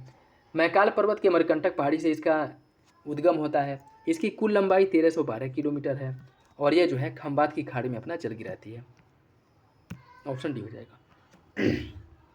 नेक्स्ट देखिए, पीर पंजाल, धौलाधर और महाभारत पर्वतमालाएं जो है किस हिमालय के अंतर्गत आती हैं? महान, लघु, शिवालिक या फिर उपरोक्त में से कोई नहीं? इसका सही आंसर है ऑप्शन डी, उपरोक्त में से कोई नहीं। इसके एक सेकेंड, यह जो है आपके लघु हिमालय के अंतर्गत आती हैं, ठीक है, उपरोक्त में से कोई नहीं, गलती है उसमें, लघु हिमालय के अंतर्गत आती हैं। देखिए, हिमाद्री के दक्षिण की जो श्रृंखला है सबसे अधिक उबड़ खाबड़ पर्वत श्रृंखला के रूप में है, ठीक है, और यह जो है आपकी जो पीर पंजाल पर्वतमाला सबसे लंबी और सबसे महत्वपूर्ण है। धौलाधर, महाभारत ये सभी जो है लघु हिमालय के अंतर्गत आती हैं। Option B. निम्नलिखित में से कौन सा राज्य अटल भूजल योजना में शामिल नहीं है? उत्तर प्रदेश, बिहार, महाराष्ट्र या फिर मध्य प्रदेश? इसका सही आंसर क्या है? इसका सही आंसर है ऑप्शन बी, बिहार इसमें शामिल नहीं है। अटल भूजल योजना गुजरात, हरियाणा, कर्नाटक, मध्य प्रदेश, महाराष्ट्र, राजस्थान और उत्तर प्रदेश जैसे ये 7 राज्य जो हैं वह इसके अंतर्गत शामिल है। और इन राज्यों के 80 जिलों को, 229 प्रशासनिक ब्लॉकों को अर्थात जो तालुकाएँ होती हैं और 8220 जल संकटग्रस्त ग्राम पंचायतों को इसके अंतर्गत इंक्लूड किया गया है, ठीक है, इसमें बिहार शामिल नहीं है। निम्नलिखित में से कौन सा परमाणु ऊर्जा स्टेशन की साइट नहीं है? कल्पक्कम, मणिकरण, तारापुर या फिर पूंगा वैली? कौन सा विकल्प इसका सही है? इसका जो सही आंसर है क्या होगा? देखिए, इसका जो सही आंसर है वो हो जाएगा आपका, यह आपका मणिकरण और पूंगा वैली, यह दोनों जो है यह दोनों आपके परमाणु ऊर्जा स्टेशन नहीं है, ठीक है, दोनों परमाणु ऊर्जा स्टेशन नहीं है। तो इसका सही आंसर हो जाएगा आपका ऑप्शन 2 और 4, ए हो जाएगा, 2 और 4, ठीक है। देखिए, भारत में जो परमाणु ऊर्जा स्टेशन है कल्पक्कम कुडनकुलम तमिलनाडु, तारापुर महाराष्ट्र, राणा प्रताप सागर कोटा राजस्थान, नरौरा उत्तर प्रदेश, कैगा कर्नाटक और काकरापार गुजरात में है। और मणिकरण जो है यह भूतापीय संयंत्र मतलब गर्म जल की स्रोत है और यह कहाँ पे आपके हिमाचल प्रदेश में है। बाकी पूंगा घाटी जो है आपके लद्दाख राज्य में स्थित है, ठीक है, यूनियन टेरिटरी। ऑप्शन ए हो जाएगा। भारत में खनिजों के वितरण के संदर्भ में कौन सा विकल्प सही है? विचार करना है इस पर, कौन सा विकल्प गलत है यह बताना है, ठीक है। भारत विश्व में अवरक का सबसे बड़ा आयातक है। भारत विश्व के प्रमुख उत्पादकों और नमक निर्यातकों में से एक है। कौन सा विकल्प सही है मतलब गलत है? इसका सही आंसर हो जाएगा ऑप्शन बी, पहला जो है वो गलत है, पहला गलत है, ठीक है। देखिए, इसकी अगर हम बात करें, भारत विश्व में अवरक का सबसे बड़ा उत्पादक और निर्यातक है। भारत विश्व में अवरक का सबसे बड़ा उत्पादक भी है और निर्यातक भी है, पहला गलत है। ऊर्जा के निम्नलिखित स्रोतों में से कौन सा बरीड सनशाइन के रूप में जाना जाता है? लकड़ी, कोयला, पेट्रोलियम या फिर प्राकृतिक गैस? इसका सही आंसर है ऑप्शन बी, कोयला को। ऑप्शन बी सही हो जाएगा। सूर्य की सीधी किरणें भूमध्य रेखा पर कब पड़ती हैं? सूर्य की जो सीधी किरणें हैं भूमध्य रेखा पर कब पड़ती हैं? देखिए, सूर्य की जो सीधी किरणें भूमध्य रेखा पर 21 मार्च और 23 सितंबर को पड़ती हैं। ऑप्शन बी हो जाएगा, 21 मार्च और 23 सितंबर को जो सूर्य की किरणें हैं वो भूमध्य रेखा पर लंबवत होती हैं, ठीक है, ऑप्शन बी। उष्णकटिबंधीय पर्णपाती वनों में कौन सी वृक्ष की प्रजाति पाई जाती है? साल, नीम, आबुनस या फिर शीशम? कूट के हिसाब से सही आंसर का चयन कीजिए। इसका सही आंसर है ऑप्शन सी, इसमें साल, नीम और शीशम यह देखने को मिलता है। आबुनस जो है यह उष्णकटिबंधीय पर्णपाती वन की वनस्पति जो है नहीं है, ठीक है। आबुनस की हम बात करें तो यह उष्णकटिबंधीय वर्षा वन की वनस्पति है, जिसमें मुख्य रूप से महोगनी, आबुनस यह सब पाए जाते हैं, ठीक। सही आंसर जो है वो हो जाएगा ऑप्शन सी। निम्नलिखित में से कौन सी नदियाँ बंगाल की खाड़ी में गिरती हैं? महानदी, गोदावरी, कृष्णा, कावेरी। कूट के हिसाब से सही आंसर का चयन कीजिए। इसका जो सही आंसर है वो हो जाएगा ऑप्शन डी, ये सभी नदियाँ बंगाल की खाड़ी में गिरती हैं। नेक्स्ट देखिए, इसमें सूची फर्स्ट को सूची सेकेंड से सम्मिलित करना है। कुछ इसमें से पर्वत दिए गए हैं और राज्य दिया गया है, कौन सा पर्वत किस राज्य में स्थित है ये आपको बताना है। हरामुख पर्वत, हरामुख पर्वत कहाँ पे है? बात करिए अगर हरामुख पर्वत की तो यह आपके जम्मू कश्मीर राज्य में स्थित है।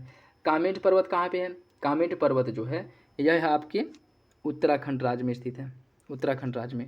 कांगो जो है, कांगो यह आपके अरुणाचल प्रदेश राज्य में है और दोदा बेट्टा तमिलनाडु में स्थित है।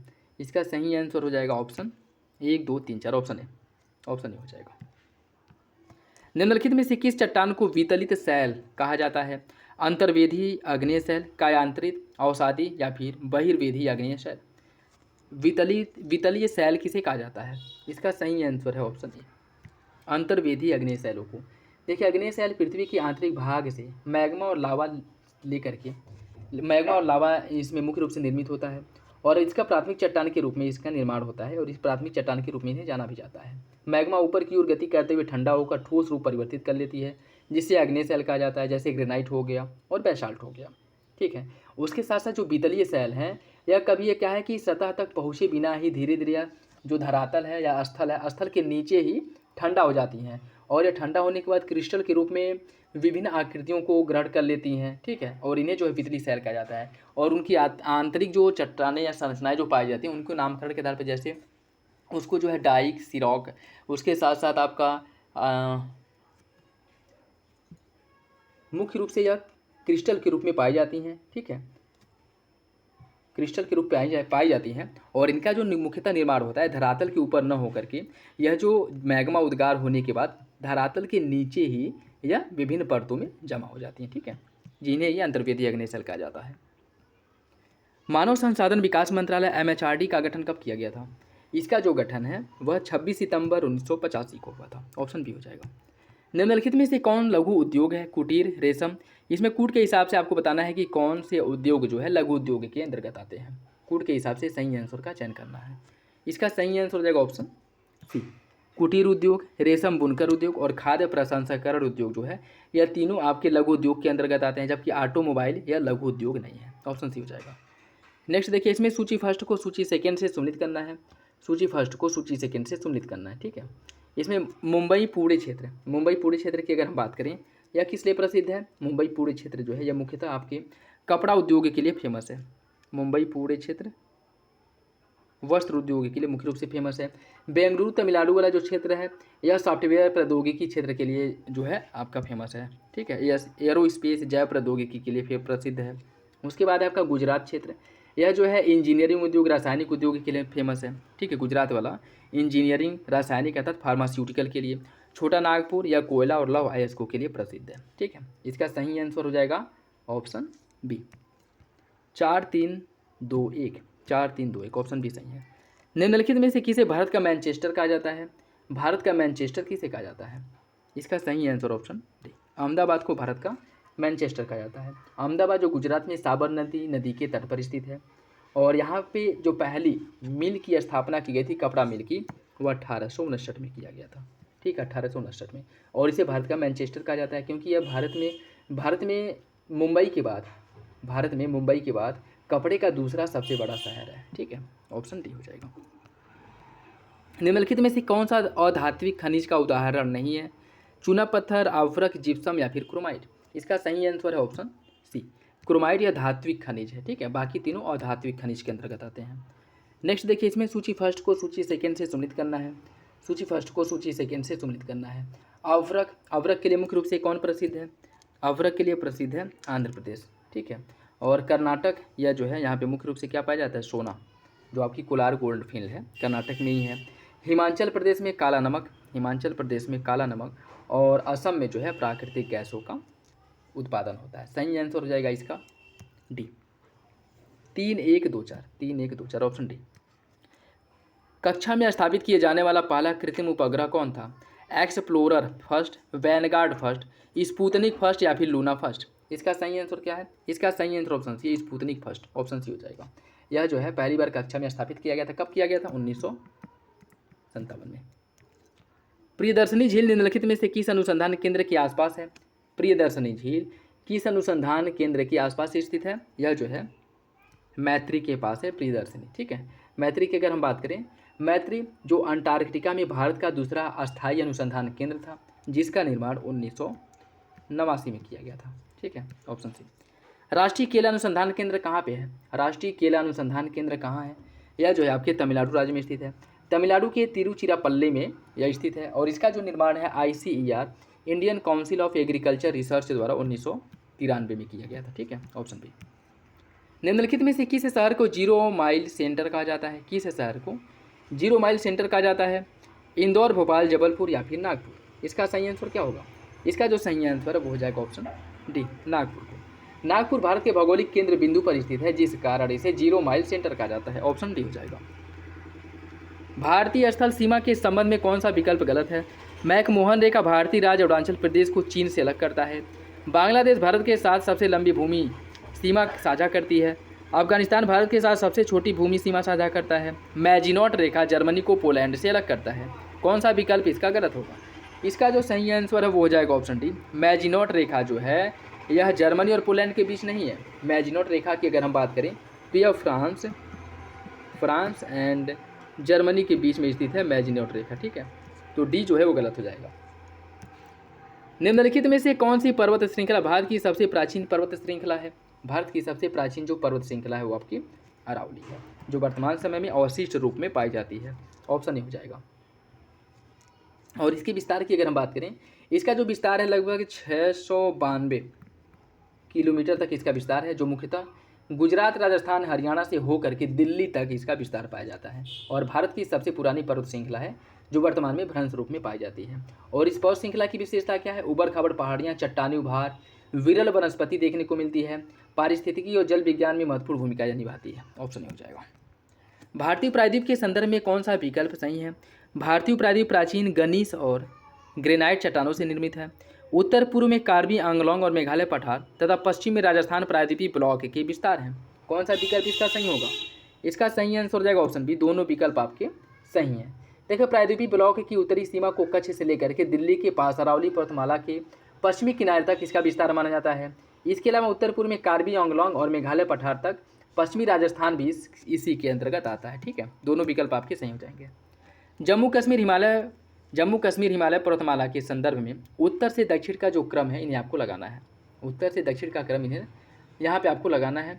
देखिए, इसकी अगर हम बात करें, सबसे उत्तर में है काराकोरम, उसके बाद लद्दाख, जास्कर, पीर पंजाल, ठीक है, सबसे उत्तर में काराकोरम, लद्दाख, जास्कर, पीर पंजाल, ऑप्शन बी हो जाएगा, ठीक है। नेक्स्ट देखिए, इसमें सूची फर्स्ट को सूची सेकेंड से सुनिश्चित करना है। सूची फर्स्ट को सूची सेकेंड से सुनिश्चित करना है।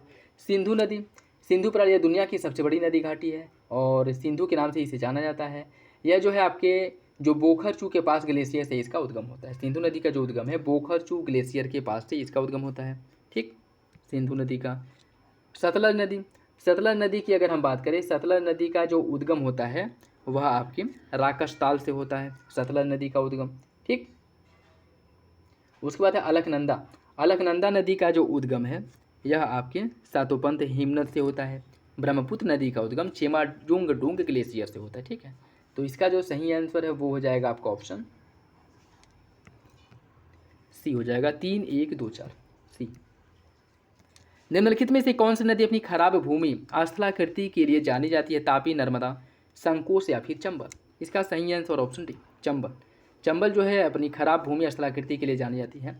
यह चंबल क्षेत्र में ही मुख्य रूप से बीहड़ पाए जाते हैं, ठीक है, और यह जो है मृदा का कटान करने के लिए कुख्यात है, ठीक है। बहुत ही व्यापक स्तर पे खंड एवं जो खड्डे हैं उसका निर्माण किया जाता है इसके द्वारा, ऑप्शन डी हो जाएगा। निम्नलिखित में से किस राज्य को मोलेसिस बेसिन के नाम से जाना जाता है? मिजोरम, मेघालय, मणिपुर या फिर त्रिपुरा? इसका सही आंसर है ऑप्शन ए, मिजोरम को। मिजोरम जिसे मोलेसिस बेसिन कहा जाता है यह असंगठित चट्टानों से निर्मित है, असंगठित चट्टानों से निर्मित है। और मणिपुर की जो भौगोलिक संरचना है वह जो है अद्वितीय है। इसके मध्य में एक बड़ी झील है जिसे लोकटक झील के नाम से जाना जाता है और यह चारों ओर से पहाड़ियों से घिरा हुआ है। बराक मणिपुर और मिजोरम की एक महत्वपूर्ण नदी है जो मेघना की सहायक नदी है। ठीक है, ये भी याद रखिएगा। मिजोरम की जो महत्वपूर्ण नदी है वो बराक है और यह जो है बराक की बात करें तो मेघना की सहायक नदी है। मेघना की सहायक, ये आपका ऑप्शन ए सही हो जाएगा। उत्तरी मैदान के निम्नलिखित क्षेत्रों पर विचार कीजिए, उन्हें उत्तर से दक्षिण क्रम में व्यवस्थित कीजिए। यह जो है भौगोलिक कुछ ऐसे पर्वतों से नदियाँ उतरते हुए विभिन्न संरचनाओं का निर्माण करती हैं, तो इन्हें आपको उत्तर से दक्षिण क्रम में सुमिलित करना है। देखिए, इसकी अगर हम बात करें, सबसे पहले जो है भाबर प्रदेश का निर्माण होता है। नदियाँ ऊपर से उतरती हुई जो अपने साथ कंकड़ पत्थर लाती हैं वहाँ पे निक्षेपित करती हैं, जमा करती हैं, जिससे भाबर क्षेत्र का निर्माण होता है। भाबर क्षेत्र के निर्माण के बाद जो है आगे इसके जहाँ नदियाँ जो है मृदा में मिलने के बाद जो वहाँ पे गीली चट्टान या कह सकते हैं गीली संरचना या फिर दलदली जैसी संरचना का निर्माण होता है, उसे तराई क्षेत्र कहा जाता है। ठीक है, तराई। उसके आगे जो नदियाँ हैं वो किसका निर्माण करती है? उसके आगे नदियाँ बांगर क्षेत्र का निर्माण करती हैं। ठीक है, जहाँ पे वर्तमान नदी का जल या कह सकते हैं कि वर्षा का जल या बाढ़ का जल जहाँ प्रवेश नहीं कर पाता है उसे बांगर कहा जाता है। उसके आगे बांगर क्षेत्र का निर्माण होता है। उसके आगे जहाँ नदियाँ जो है समुद्र में या किसी अन्य नदी के क्षेत्र में मुहाना बनाती हैं, जहाँ अपने साथ लाए गए जलोढ़ों मलबों को निक्षेपित करती हैं, जिससे डेल्टा का निर्माण होता है। तो डेल्टा जो है आपका अंतिम संरचना होता है। ठीक है, इसका सही आंसर हो जाएगा 2, 4, 1, 3, ऑप्शन डी। हिंद महासागर में द्वीपों के संदर्भ में कौन सा विकल्प सही है? अंडमान के द्वीप निकोबार द्वीप समूह से 10 डिग्री चैनल द्वारा अलग होते हैं। अरब सागर, लक्षद्वीप और मिनिकाय का द्वीप समूह पूर्ण रूप से प्रवाल जमा से बना है। कौन सा विकल्प इसका सही होगा? इसका जो सही आंसर है वो हो जाएगा ऑप्शन बी। दोनों विकल्प सही हैं, दोनों विकल्प सही हो जाएंगे।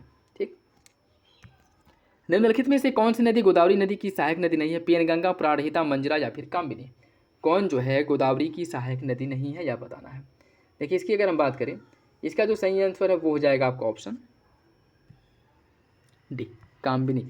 कामबिनी गोदावरी की सहायक नदी नहीं है। ठीक है, कामबिनी गोदावरी की सहायक नदी नहीं है। पेनगंगा, इंद्रावती, प्राणहिता, मंजरा यह सभी जो है गोदावरी की सहायक नदियां हैं। ठीक है, ये सभी गोदावरी की सहायक नदियां हैं। और बाकी कामबिनी की बात करें, यह कावेरी की सहायक नदी है, कावेरी की। ठीक है, ऑप्शन डी हो जाएगा। निम्नलिखित में से कौन सी नदी पूर्व की ओर बहती है? कौन सी नदी पूर्व की ओर प्रवाहित होती है? शरावती, माही, बैतरणी या फिर पेरियार। इसका सही आंसर हो जाएगा ऑप्शन सी, बैतरणी। बैतरणी पूर्व की ओर अर्थात बंगाल की खाड़ी में अपना जल गिराती है। बाकी शरावती, माही, पेरियार ये सभी जो है अरब सागर में अपना जल गिराते हैं। ठीक है, देखिए पश्चिम की ओर प्रवाहित होने वाली नदियों में साबरमती, माही, ढाढर, कालिंदी। ठीक है, साबरमती, माही, ढाढर, कालिंदी और उसके साथ साथ शरावती, भरतपूजा, पेरियार ये सभी जो है अरब सागर में अपना जल गिराती हैं। ठीक है, पश्चिम की ओर। और उसके बाद जो है सुवर्णरेखा, बैतरणी, ब्राह्मणी, पेन्नार और पलार ये सभी नदियाँ जो है पूर्व की ओर बहती हैं, अर्थात बंगाल की खाड़ी में अपना जल गिराती हैं। ठीक, सही आंसर जो है वो हो जाएगा ऑप्शन सी। उष्णकटिबंधीय शुष्क पर्णपाती वनों के संदर्भ में कौन सा विकल्प सही है? शुष्क पर्णपाती वनों के क्षेत्रों में वर्षा 70 से 100 सेंटीमीटर के बीच होती है। यह वन प्रायद्वीप के वर्षा वाले क्षेत्रों और उत्तर प्रदेश और बिहार के मैदानी वाले क्षेत्रों में पाए जाते हैं। कौन सा विकल्प इसका सही होगा? इसका सही आंसर ऑप्शन सी है, दोनों विकल्प सही हो जाएंगे। ठीक है, देखिए शुष्क पर्णपाती वन उन क्षेत्रों में पाए जाते हैं जहाँ वर्षा मुख्यतः 70 से लेकर के 100 सेंटीमीटर के बीच होता है। ठीक है, और यह जो है इनका मुख्यतः विस्तार उत्तर प्रदेश और बिहार के मैदानी वाले क्षेत्रों में भी पाया जाता है। दोनों विकल्प सही हो जाएंगे। 16 वनों के संदर्भ में कौन सा विकल्प सही है? 16 वन केवल नीलगिरी में पाए जाते हैं। 16 वन समशीतोष्ण पर्वतीय वन है। कौन सा विकल्प इसका सही होगा? इसका सही आंसर है ऑप्शन बी, 16 वन समशीतोष्ण पर्वतीय वन आपका सही है। पहला गलत है, यह केवल नीलगिरी पहाड़ी पर नहीं पाए जाते हैं। ठीक है, इसकी अगर हम बात करें 16 वन की, तो पश्चिमी घाट, विंध्य और नीलगिरी वाले क्षेत्र में यह मुख्य रूप से पाए जाते हैं।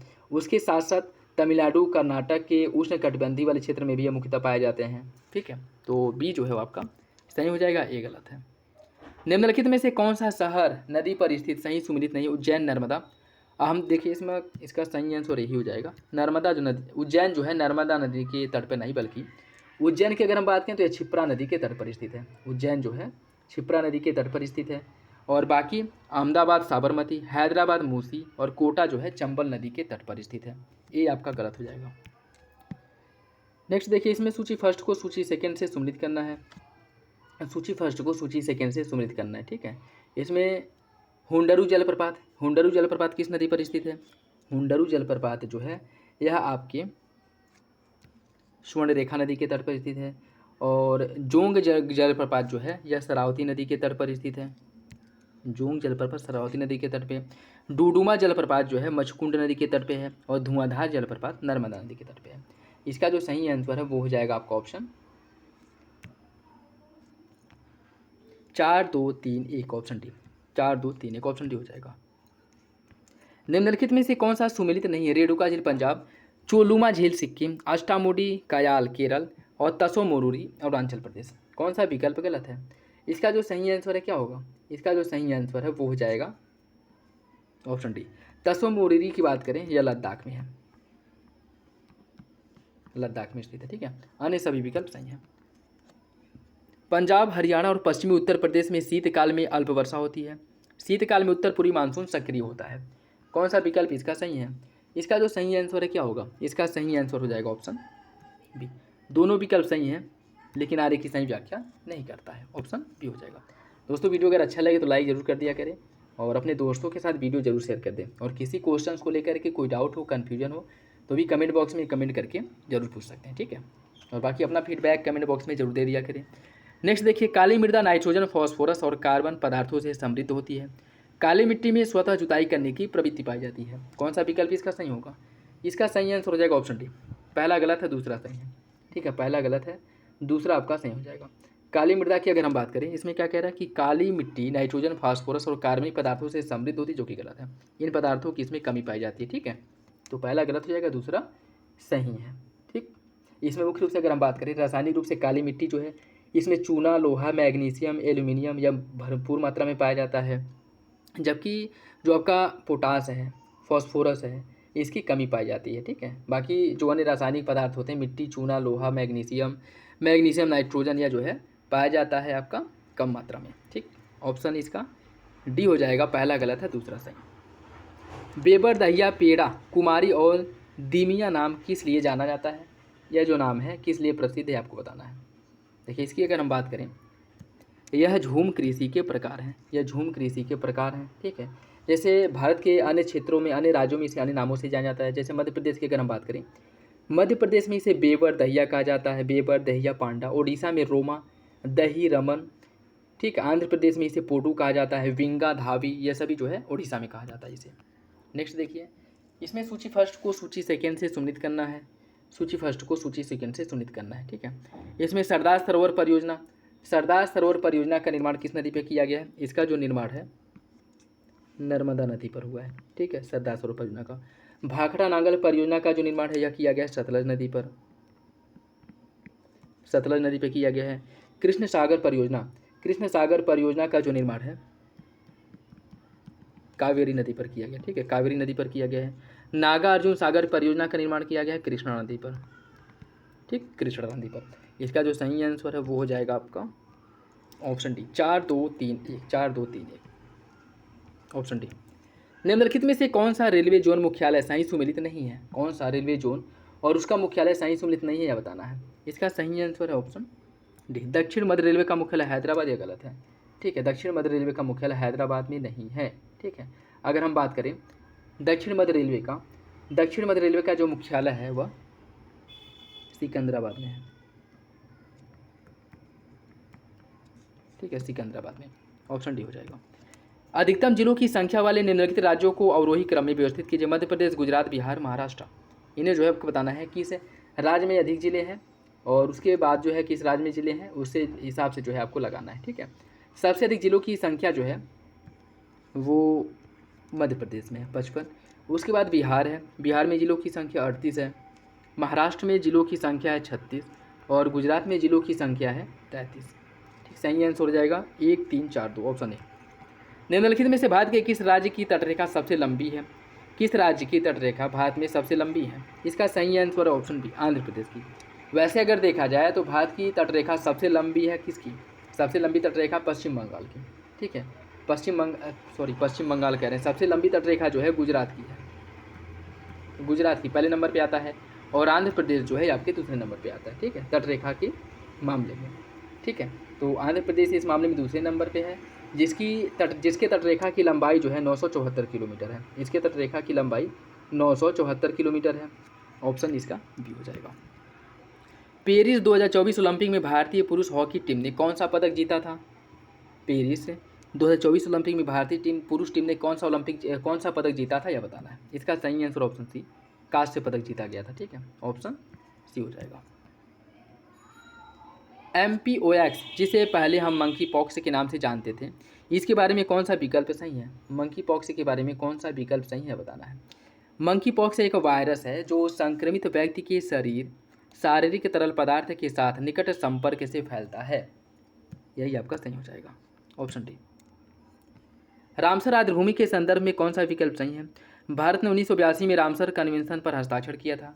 गुजरात में आर्द्रभूमि के अंतर्गत सबसे अधिकतम क्षेत्र है, सबसे अधिक क्षेत्र जो है गुजरात में है रामसर भूमि के अंतर्गत। कौन सा विकल्प इसका सही होगा? इसका जो सही आंसर है वो हो जाएगा ऑप्शन बी, दोनों विकल्प सही हैं, दोनों विकल्प सही हो जाएगा।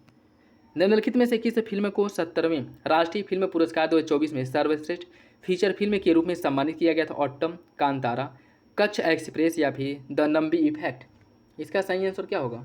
इसका जो सही आंसर है वो हो जाएगा option A, autumn. Option A सही है।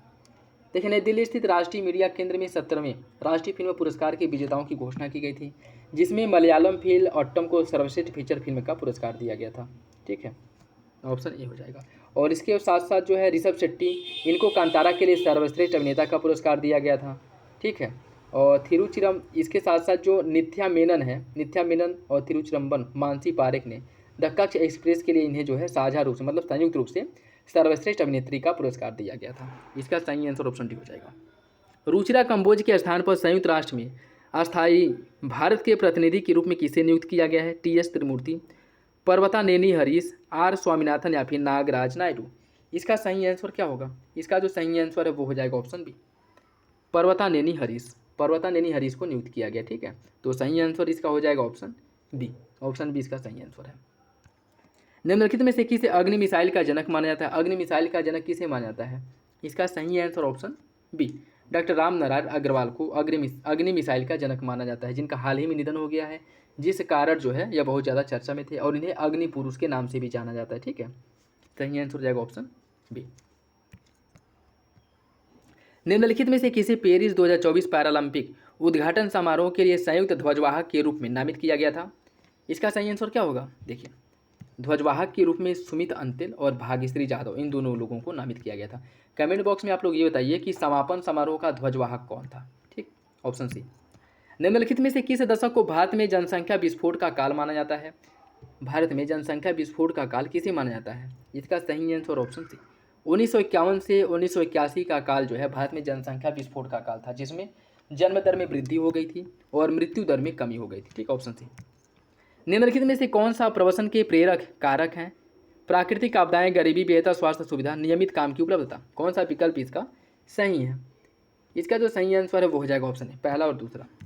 प्रवसन के जो प्रमुख प्रेरक हैं प्राकृतिक आपदा और गरीबी है।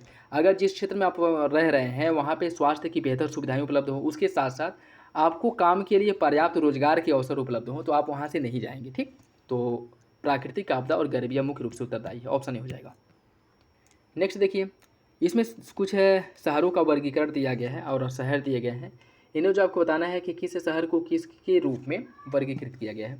धार्मिक और सांस्कृतिक शहर के रूप में किसे वर्गीकृत किया गया है? धार्मिक और सांस्कृतिक रूप से अगर हम बात करें तो इसके अंतर्गत मुख्य रूप से आ जाता है आपका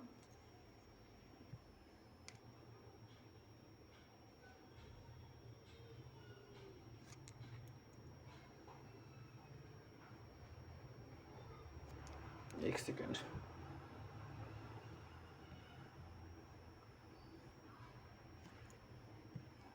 देखिए, धार्मिक और सांस्कृतिक शहर के रूप में आ जाएगा आपका कुरुक्षेत्र।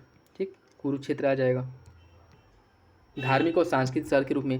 शैक्षणिक शहर के रूप में जो है यह मुख्य रूप से आपका रुड़की, शैक्षिक शहर के रूप में रुड़की, वाराणसी, अलीगढ़, पिलानी, इलाहाबाद, यह जो है शैक्षिक शहर के रूप में है, तो इसमें आपका शैक्षिक शहर में पिलानी आ जाएगा। गैरिसन छावनी शहर में इसमें जो है अम्बाला, जालंधर, महू, बबीना, उधमपुर और गैरिसन, यह जो है इसके अंतर्गत आ जाएगा, तो गैरिसन छावनी में आ जाएगा आपका अम्बाला। औद्योगिक शहर के रूप में मुंबई है, सेलम है, कोयम्बटूर, मोदीनगर, जमशेदपुर, हुगली, भिलाई, ये सभी जो है औद्योगिक शहर के रूप में इनको इंडिकेट किया गया है, तो औद्योगिक शहर में आ जाएगा आपका कोयम्बटूर। ठीक, धार्मिक शहर में और कौन कौन से शहर, जैसे वाराणसी, मथुरा, अमृतसर, मदुरै, पुरी, अजमेर, पुष्कर, तिरुपति, कुरुक्षेत्र, हरिद्वार, उज्जैन, ये सभी जो है धार्मिक या सांस्कृतिक महत्व के शहर हैं। ठीक है, तो इसका जो सही आंसर है वो हो जाएगा आपका ऑप्शन 4, 2, 3, 1, ऑप्शन डी हो जाएगा। कहवा के संदर्भ में निम्नलिखित में से कौन सा विकल्प सही है? यह एक बागानी फसल है जो समशीतोष्ण जलवायु परिस्थितियों में उगाई जाती है। केरल देश में कहवा का सबसे बड़ा उत्पादक है। केरल जो है देश में कहवा का सबसे बड़ा उत्पादक है। कौन सा विकल्प इसका सही होगा? इसका जो सही आंसर है वो हो जाएगा आपका ऑप्शन डी। दोनों विकल्प सही, दोनों विकल्प जो है गलत हो जाएंगे। ठीक है, दोनों विकल्प गलत हैं।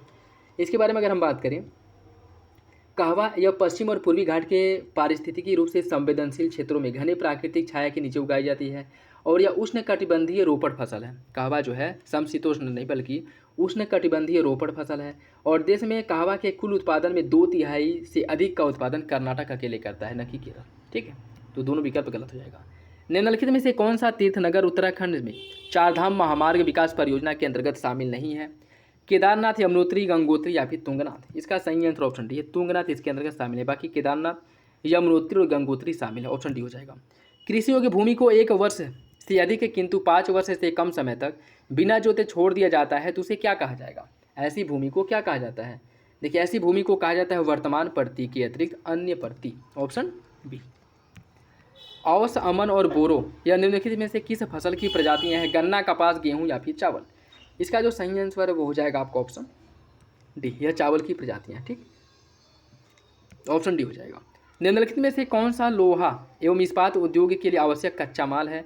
डोलोमाइट, फायर क्ले, चूना पत्थर या फिर मैग्नीज? इसका सही आंसर क्या होगा? इसका जो सही आंसर है वो हो जाएगा ऑप्शन डी, ये सभी जो है लौह या इस्पात उद्योग में कच्चे माल के रूप में उपयुक्त होते हैं। निम्नलिखित में से कौन सा लौह एवं इस्पात संयंत्र देश से सही सुमिलित नहीं है? राउरकेला का स्थापना किया गया था जर्मनी की सहायता से, भिलाई संयुक्त राज्य अमेरिका, बोकारो रूस, दुर्गापुर ब्रिटेन या यूनाइटेड किंगडम? आपको बताना है कौन सा विकल्प गलत है। देखिए, इसका जो सही आंसर है वो हो जाएगा आपका ऑप्शन बी, भिलाई संयुक्त राज्य अमेरिका, यह गलत है। देखिए, अगर हम बात करें भिलाई की, भिलाई इस्पात संयंत्र जो छत्तीसगढ़ में स्थित है, छत्तीसगढ़ के दुर्ग जिले में, जिसका स्थापना किया गया था 1959 में इसका स्थापना किया गया था और इसका जो स्थापना है रूस के सहयोग से किया गया था। ठीक है, रूस के सहयोग से। बोकारो की अगर हम बात करें, यह इस्पात संयंत्र जो है 1964 में इसका स्थापना किया गया था और यह जो है आपके झारखंड राज्य में स्थित है और इसका निर्माण जो है, इसका निर्माण भी आपके किया गया था रूस के सहयोग से। ठीक, राउरकेला की अगर हम बात करें, राउरकेला इसका स्थापना 1959 में किया गया था और इसका जो निर्माण है जर्मनी के सहयोग से किया गया था और यह जो है आपके उड़ीसा में स्थित है।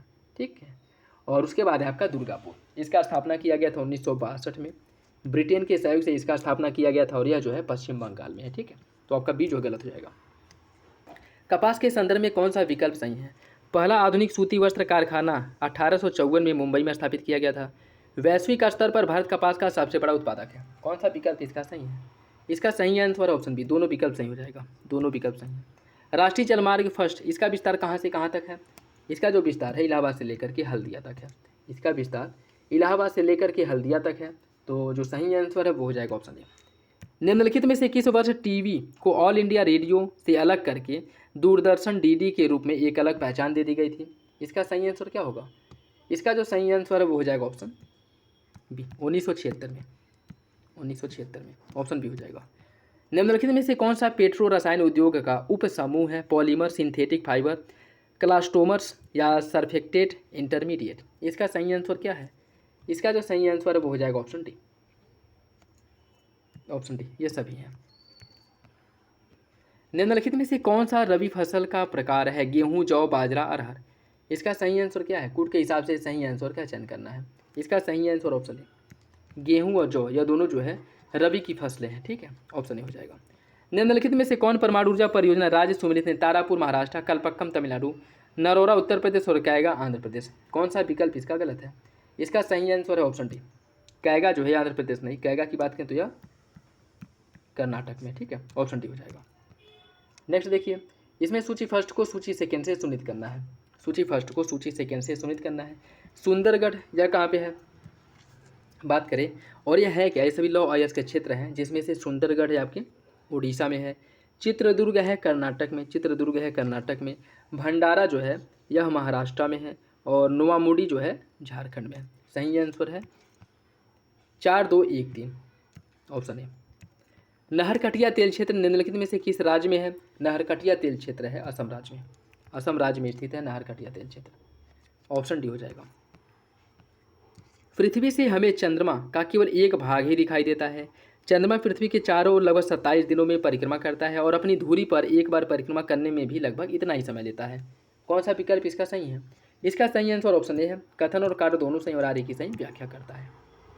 शुष्क भूमि कृषि के संदर्भ में कौन सा विकल्प सही है? यह मुख्यतः उन क्षेत्रों तक सीमित है जहाँ वार्षिक वर्षा 75 सेंटीमीटर से कम होती है। इस खेती के अंतर्गत मुख्य रूप से रागी, बाजरा, जूट, गवार जैसे फसलों का उत्पादन होता है। कौन सा विकल्प इसका सही होगा? इसका जो सही आंसर है वो हो जाएगा आपका ऑप्शन ए। पहला सही है, दूसरा गलत है। पहला सही है, दूसरा गलत है। इस क्षेत्र में रागी, बाजरा, मूंग, चना, गवार ये सभी चारा फसलें जैसे कठोर और सूखा प्रतिरोधी फसलें उगाई जाती हैं और मृदा की नमी संचरण और वर्षा जल संचयन के विभिन्न उपायों को भी किया जाता है। ठीक है, ऑप्शन है ये सही हो जाएगा, दूसरा गलत है। निम्नलिखित में से भारत के किस राज्य में राष्ट्रीय राजमार्ग का सबसे बड़ा नेटवर्क है? इसका सही आंसर है ऑप्शन बी, महाराष्ट्र में। दूसरे नंबर पे उत्तर प्रदेश आता है। पेंटोगटॉर्न सिनावात्रा को निम्नलिखित में से किस देश का सबसे युवा प्रधानमंत्री नियुक्त किया गया है? मलेशिया, फिलीपींस, थाईलैंड या फिर फ्रेंच गुयाना? इसका सही आंसर क्या होगा? इसका जो सही आंसर है वो हो जाएगा option C, option C Thailand का। देखिए, प्रतिष्ठित सिनावात्रा राजनीति परिवार के सदस्य पेंटोगटॉर्न, इनको जो है थाईलैंड का प्रधानमंत्री बनाया गया है और थाईलैंड के प्रधानमंत्री बने अब तक के सबसे कम उम्र के प्रधानमंत्री बने। इनकी आयु जो है 37 वर्ष है, ऑप्शन सी। मुख्यमंत्री माझी लड़की बहन योजना, मुख्यमंत्री माझी लड़की बहन योजना निम्नलिखित में से किस राज्य सरकार द्वारा इसकी शुरुआत की गई है? देखिए, इसकी जो शुरुआत की गई है महाराष्ट्र सरकार द्वारा की गई है, महाराष्ट्र सरकार द्वारा इसकी शुरुआत की गई है, ऑप्शन डी हो जाएगा। निम्नलिखित में से किसे भारत के नए कैबिनेट सचिव के रूप में नियुक्त किया गया है? राजीव गाबा, टीवी सोमनाथन, संजय कुमार या फिर राहुल नवीन? इसका सही आंसर है ऑप्शन बी, टीवी सोमनाथ को, ऑप्शन बी। भारत के विदेश मंत्रालय और new space India limited NSIL ने मुनाल उपग्रह के प्रक्षेपण हेतु अनुदान सहायता प्रदान करने के लिए एक समझौता ज्ञापन पर हस्ताक्षर किया है। यह उपग्रह निम्नलिखित में से किस देश द्वारा विकसित किया गया है? इसका विकास किया गया है नेपाल द्वारा, नेपाल द्वारा इसका विकास किया गया था, ऑप्शन बी इसका सही हो जाएगा। किस देश ने भारतीय राष्ट्रपति द्रौपदी मुर्मू को grand collar of the order से सम्मानित किया है? कंबोडिया, तिमोर लेस्ते, इंडोनेशिया या फिर लाओस? इसका सही answer option B, Timor Leste द्वारा, ऑप्शन बी। गौरव एक लंबी दूरी के ग्लाइड बम के संदर्भ में कौन सा विकल्प सही है? यह हवा से लॉन्च किया जाने वाला 1000 किलोग्राम का क्लास ग्लाइड बम है जो लंबी दूरी तक मार्च कर सकने में, लक्ष्य भेदने में सक्षम है और इसका जो निर्माण है रिसर्च सेंटर इमारत RCI हैदराबाद द्वारा स्वदेशी रूप से किया गया है। कौन सा विकल्प इसका सही होगा? इसका जो सही आंसर है वो हो जाएगा ऑप्शन बी, दोनों विकल्प सही हैं, दोनों विकल्प सही हो जाएगा। आर्थिक मामलों की मंत्रिमंडलीय समिति की अध्यक्षता किसके द्वारा की जाती है? आर्थिक मामलों के मंत्रिमंडलीय समिति की जो अध्यक्षता है वह प्रधानमंत्री द्वारा की जाती है। ठीक है, प्रधानमंत्री द्वारा। प्रधानमंत्री की अध्यक्षता में अगर हम बात करें तो आर्थिक मामलों की मंत्रिमंडलीय समिति में रेल मंत्रालय की 8 परियोजनाओं को मंजूरी दी गई थी और 8 मंत्रिमंडलीय समितियाँ जो है इनके अंतर्गत जो है स्थापित की गई हैं, जिसमें से इनकी अध्यक्षता जो है मंत्रिमंडलीय समिति को छोड़ करके सभी समितियों की अध्यक्षता प्रधानमंत्री ही द्वारा किया जाता है। ठीक है, और आर्थिक मामलों की अध्यक्षता भी यही करता है, ऑप्शन ए हो जाएगा। उत्तर प्रदेश के निम्नलिखित में से किस जिले ने सौर ऊर्जा संयंत्र के माध्यम से 40 मेगावाट विद्युत उत्पादन क्षमता पर मॉडल सोलर शहर का प्रतिष्ठित पदनाम प्राप्त किया है? कहाँ पर स्थापित किया गया है? अंबेडकर नगर, अयोध्या, अमेठी या फिर अमरोहा? इसका सही आंसर है ऑप्शन बी, अयोध्या में स्थापित किया गया है, ऑप्शन बी। ग्रामीण आय को बढ़ावा देने के उद्देश्य से उत्तर प्रदेश सरकार किस संगठन के साथ 4000 करोड़ रुपए की परियोजना शुरू करने के लिए सहयोग कर रही है? इसका सही आंसर हो जाएगा ऑप्शन सी, विश्व बैंक के साथ, ऑप्शन सी। किस तारीख को विभाजन विभीषिका दिवस के रूप में मनाए जाने की बात की गई है? देखिए, विभाजन विभीषिका दिवस जो है यह मनाया जाता है 14 अगस्त को, 14 अगस्त को मनाए जाने की बात की गई है और 14 अगस्त 2024 को इसे मनाया गया था, ऑप्शन ए हो जाएगा। उत्तर प्रदेश सरकार पर्यटन में 5 गुना वृद्धि की योजना बना रही है, कब तक? 26, 27, 29 या फिर 28? इसकी योजना बनाई जा रही है 2028 तक, 2028 तक इसकी योजना बनाई जा रही है। ठीक है, ऑप्शन डी हो जाएगा, 2028 तक। ठीक, उत्तर प्रदेश सरकार ने राज्य में शिक्षा की गुणवत्ता में सुधार के लिए उत्तर प्रदेश सरकार विद्या समीक्षा केंद्र को लागू करने के लिए एक पहल लागू की है, उसका नाम क्या है? ऑनलाइन शिक्षा मंच, टोल फ्री नंबर प्रणाली, मासिक मूल्यांकन रिपोर्ट या फिर आभासी कक्षा की स्थापना। इसका सही आंसर ऑप्शन बी है, टोल फ्री नंबर प्रणाली, ऑप्शन बी। विश्व स्तनपान सप्ताह कब मनाया जाता है? विश्व स्तनपान सप्ताह मनाया जाता है 1 से 7 अगस्त के बीच में, option A. E7 tele consultancy किसके द्वारा शुरू किया गया है? इसकी जो शुरुआत की गई है यह किया गया है भारतीय नौसेना द्वारा। भारतीय नौसेना द्वारा इसकी शुरुआत की गई है। एक सेकेंड, भारतीय नौसेना, भारतीय वायुसेना, भारतीय सेना है, ठीक है। भारतीय सेना द्वारा ई7 टेली कंसल्टेंसी की शुरुआत की गई, ऑप्शन डी हो जाएगा। अयोध्या के भगवान राम पर आधारित दुनिया का पहला डाक टिकट भारत और निम्नलिखित में से किस देश द्वारा संयुक्त रूप से जारी किया गया है? इसका जो सही आंसर है क्या होगा? इसका जो सही आंसर है वो हो जाएगा आपका ऑप्शन बी, लाओस द्वारा। भारत और लाओस द्वारा संयुक्त रूप से जारी किया गया है। कर्नाटक सरकार ने निम्नलिखित में से किस जिले का नाम बदल करके बेंगलुरु दक्षिणी कर दिया है? चन्नापटना, रामनगर, कनकपुरा या फिर मगधी? इसका सही आंसर ऑप्शन बी है, रामनगर। निम्नलिखित में से कौन महानिदेशक चिकित्सा सेवा सेना के रूप में नियुक्त होने वाली पहली महिला बन गई है? पहली महिला बन गई, इसका सही आंसर क्या होगा? इसका जो सही आंसर है वो हो जाएगा ऑप्शन सी, लेफ्टिनेंट जनरल साधना सक्सेना नायर, ऑप्शन सी। मूल्य निगरानी प्रणाली 4.0 निम्नलिखित में से किस मंत्रालय द्वारा शुरू किया गया है? मूल्य निगरानी प्रणाली जो है इसकी शुरुआत की गई उपभोक्ता मामलों के खाद्य एवं सार्वजनिक वितरण मंत्रालय द्वारा, ऑप्शन ए। और उपभोक्ता मामलों के विभाग इसने 1 अगस्त 2024 से मूल्य निगरानी के अंतर्गत 16 अतिरिक्त वस्तुओं को शामिल किया है, ठीक है। और पहले से इसमें 22 वस्तुएं शामिल थी, तो वर्तमान समय में 22 और 16 ये टोटल कितनी हो गई हैं? टोटल जो है पहले से मतलब 16 थी, 22 पहले से थी और 16 को और इसमें शामिल किया गया है। और इन सभी वस्तुओं को जो है निगरानी के अंतर्गत रखा गया है, ठीक है, ऑप्शन हो जाएगा। भारत के निम्नलिखित में से किस राज्य ने हाथी ऐप लॉन्च किया है? असम, आंध्र प्रदेश, छत्तीसगढ़, कर्नाटक?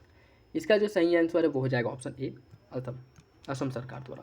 आयुष मानकीकरण विभाग की स्थापना किसके द्वारा की जाएगी? आयुष मंत्रालय, भारतीय आयुर्विज्ञान अनुसंधान परिषद, भारतीय मानक ब्यूरो या फिर स्वास्थ्य एवं परिवार कल्याण मंत्रालय? इसका सही आंसर क्या होगा? इसका जो सही आंसर है वो हो जाएगा आपका ऑप्शन सी, भारतीय मानक ब्यूरो द्वारा। देखिए, भारतीय मानक ब्यूरो द्वारा आयुष पद्धतियों के मानकीकरण के लिए समर्पित एक नया विभाग बनाने की बात की गई है। और यह जो विभाग है आयुर्वेद, योग, प्राकृतिक चिकित्सा, यूनानी सिद्धा और सोवा रिंगपा और होम्योपैथिक, इन सभी को जो है इसके अंतर्गत कवर किया जाएगा, ऑप्शन सी हो जाएगा। किस आईआईटी ने डीआरडीओ के लिए tribo electric nano generator TENG आधारित जूता के सोल हेतु एनर्जी हार्वेस्टिंग इकाई विकसित की है?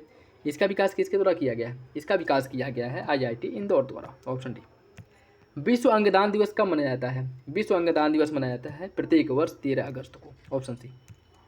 निम्नलिखित में से कौन सा पहला राज्य बन गया है जिसने SBI जनरल इंश्योरेंस के साथ आपदा जोखिम प्रबंधन पर एक समझौते ज्ञापन पर हस्ताक्षर किया है? ऐसा करने वाला पहला राज्य कौन है?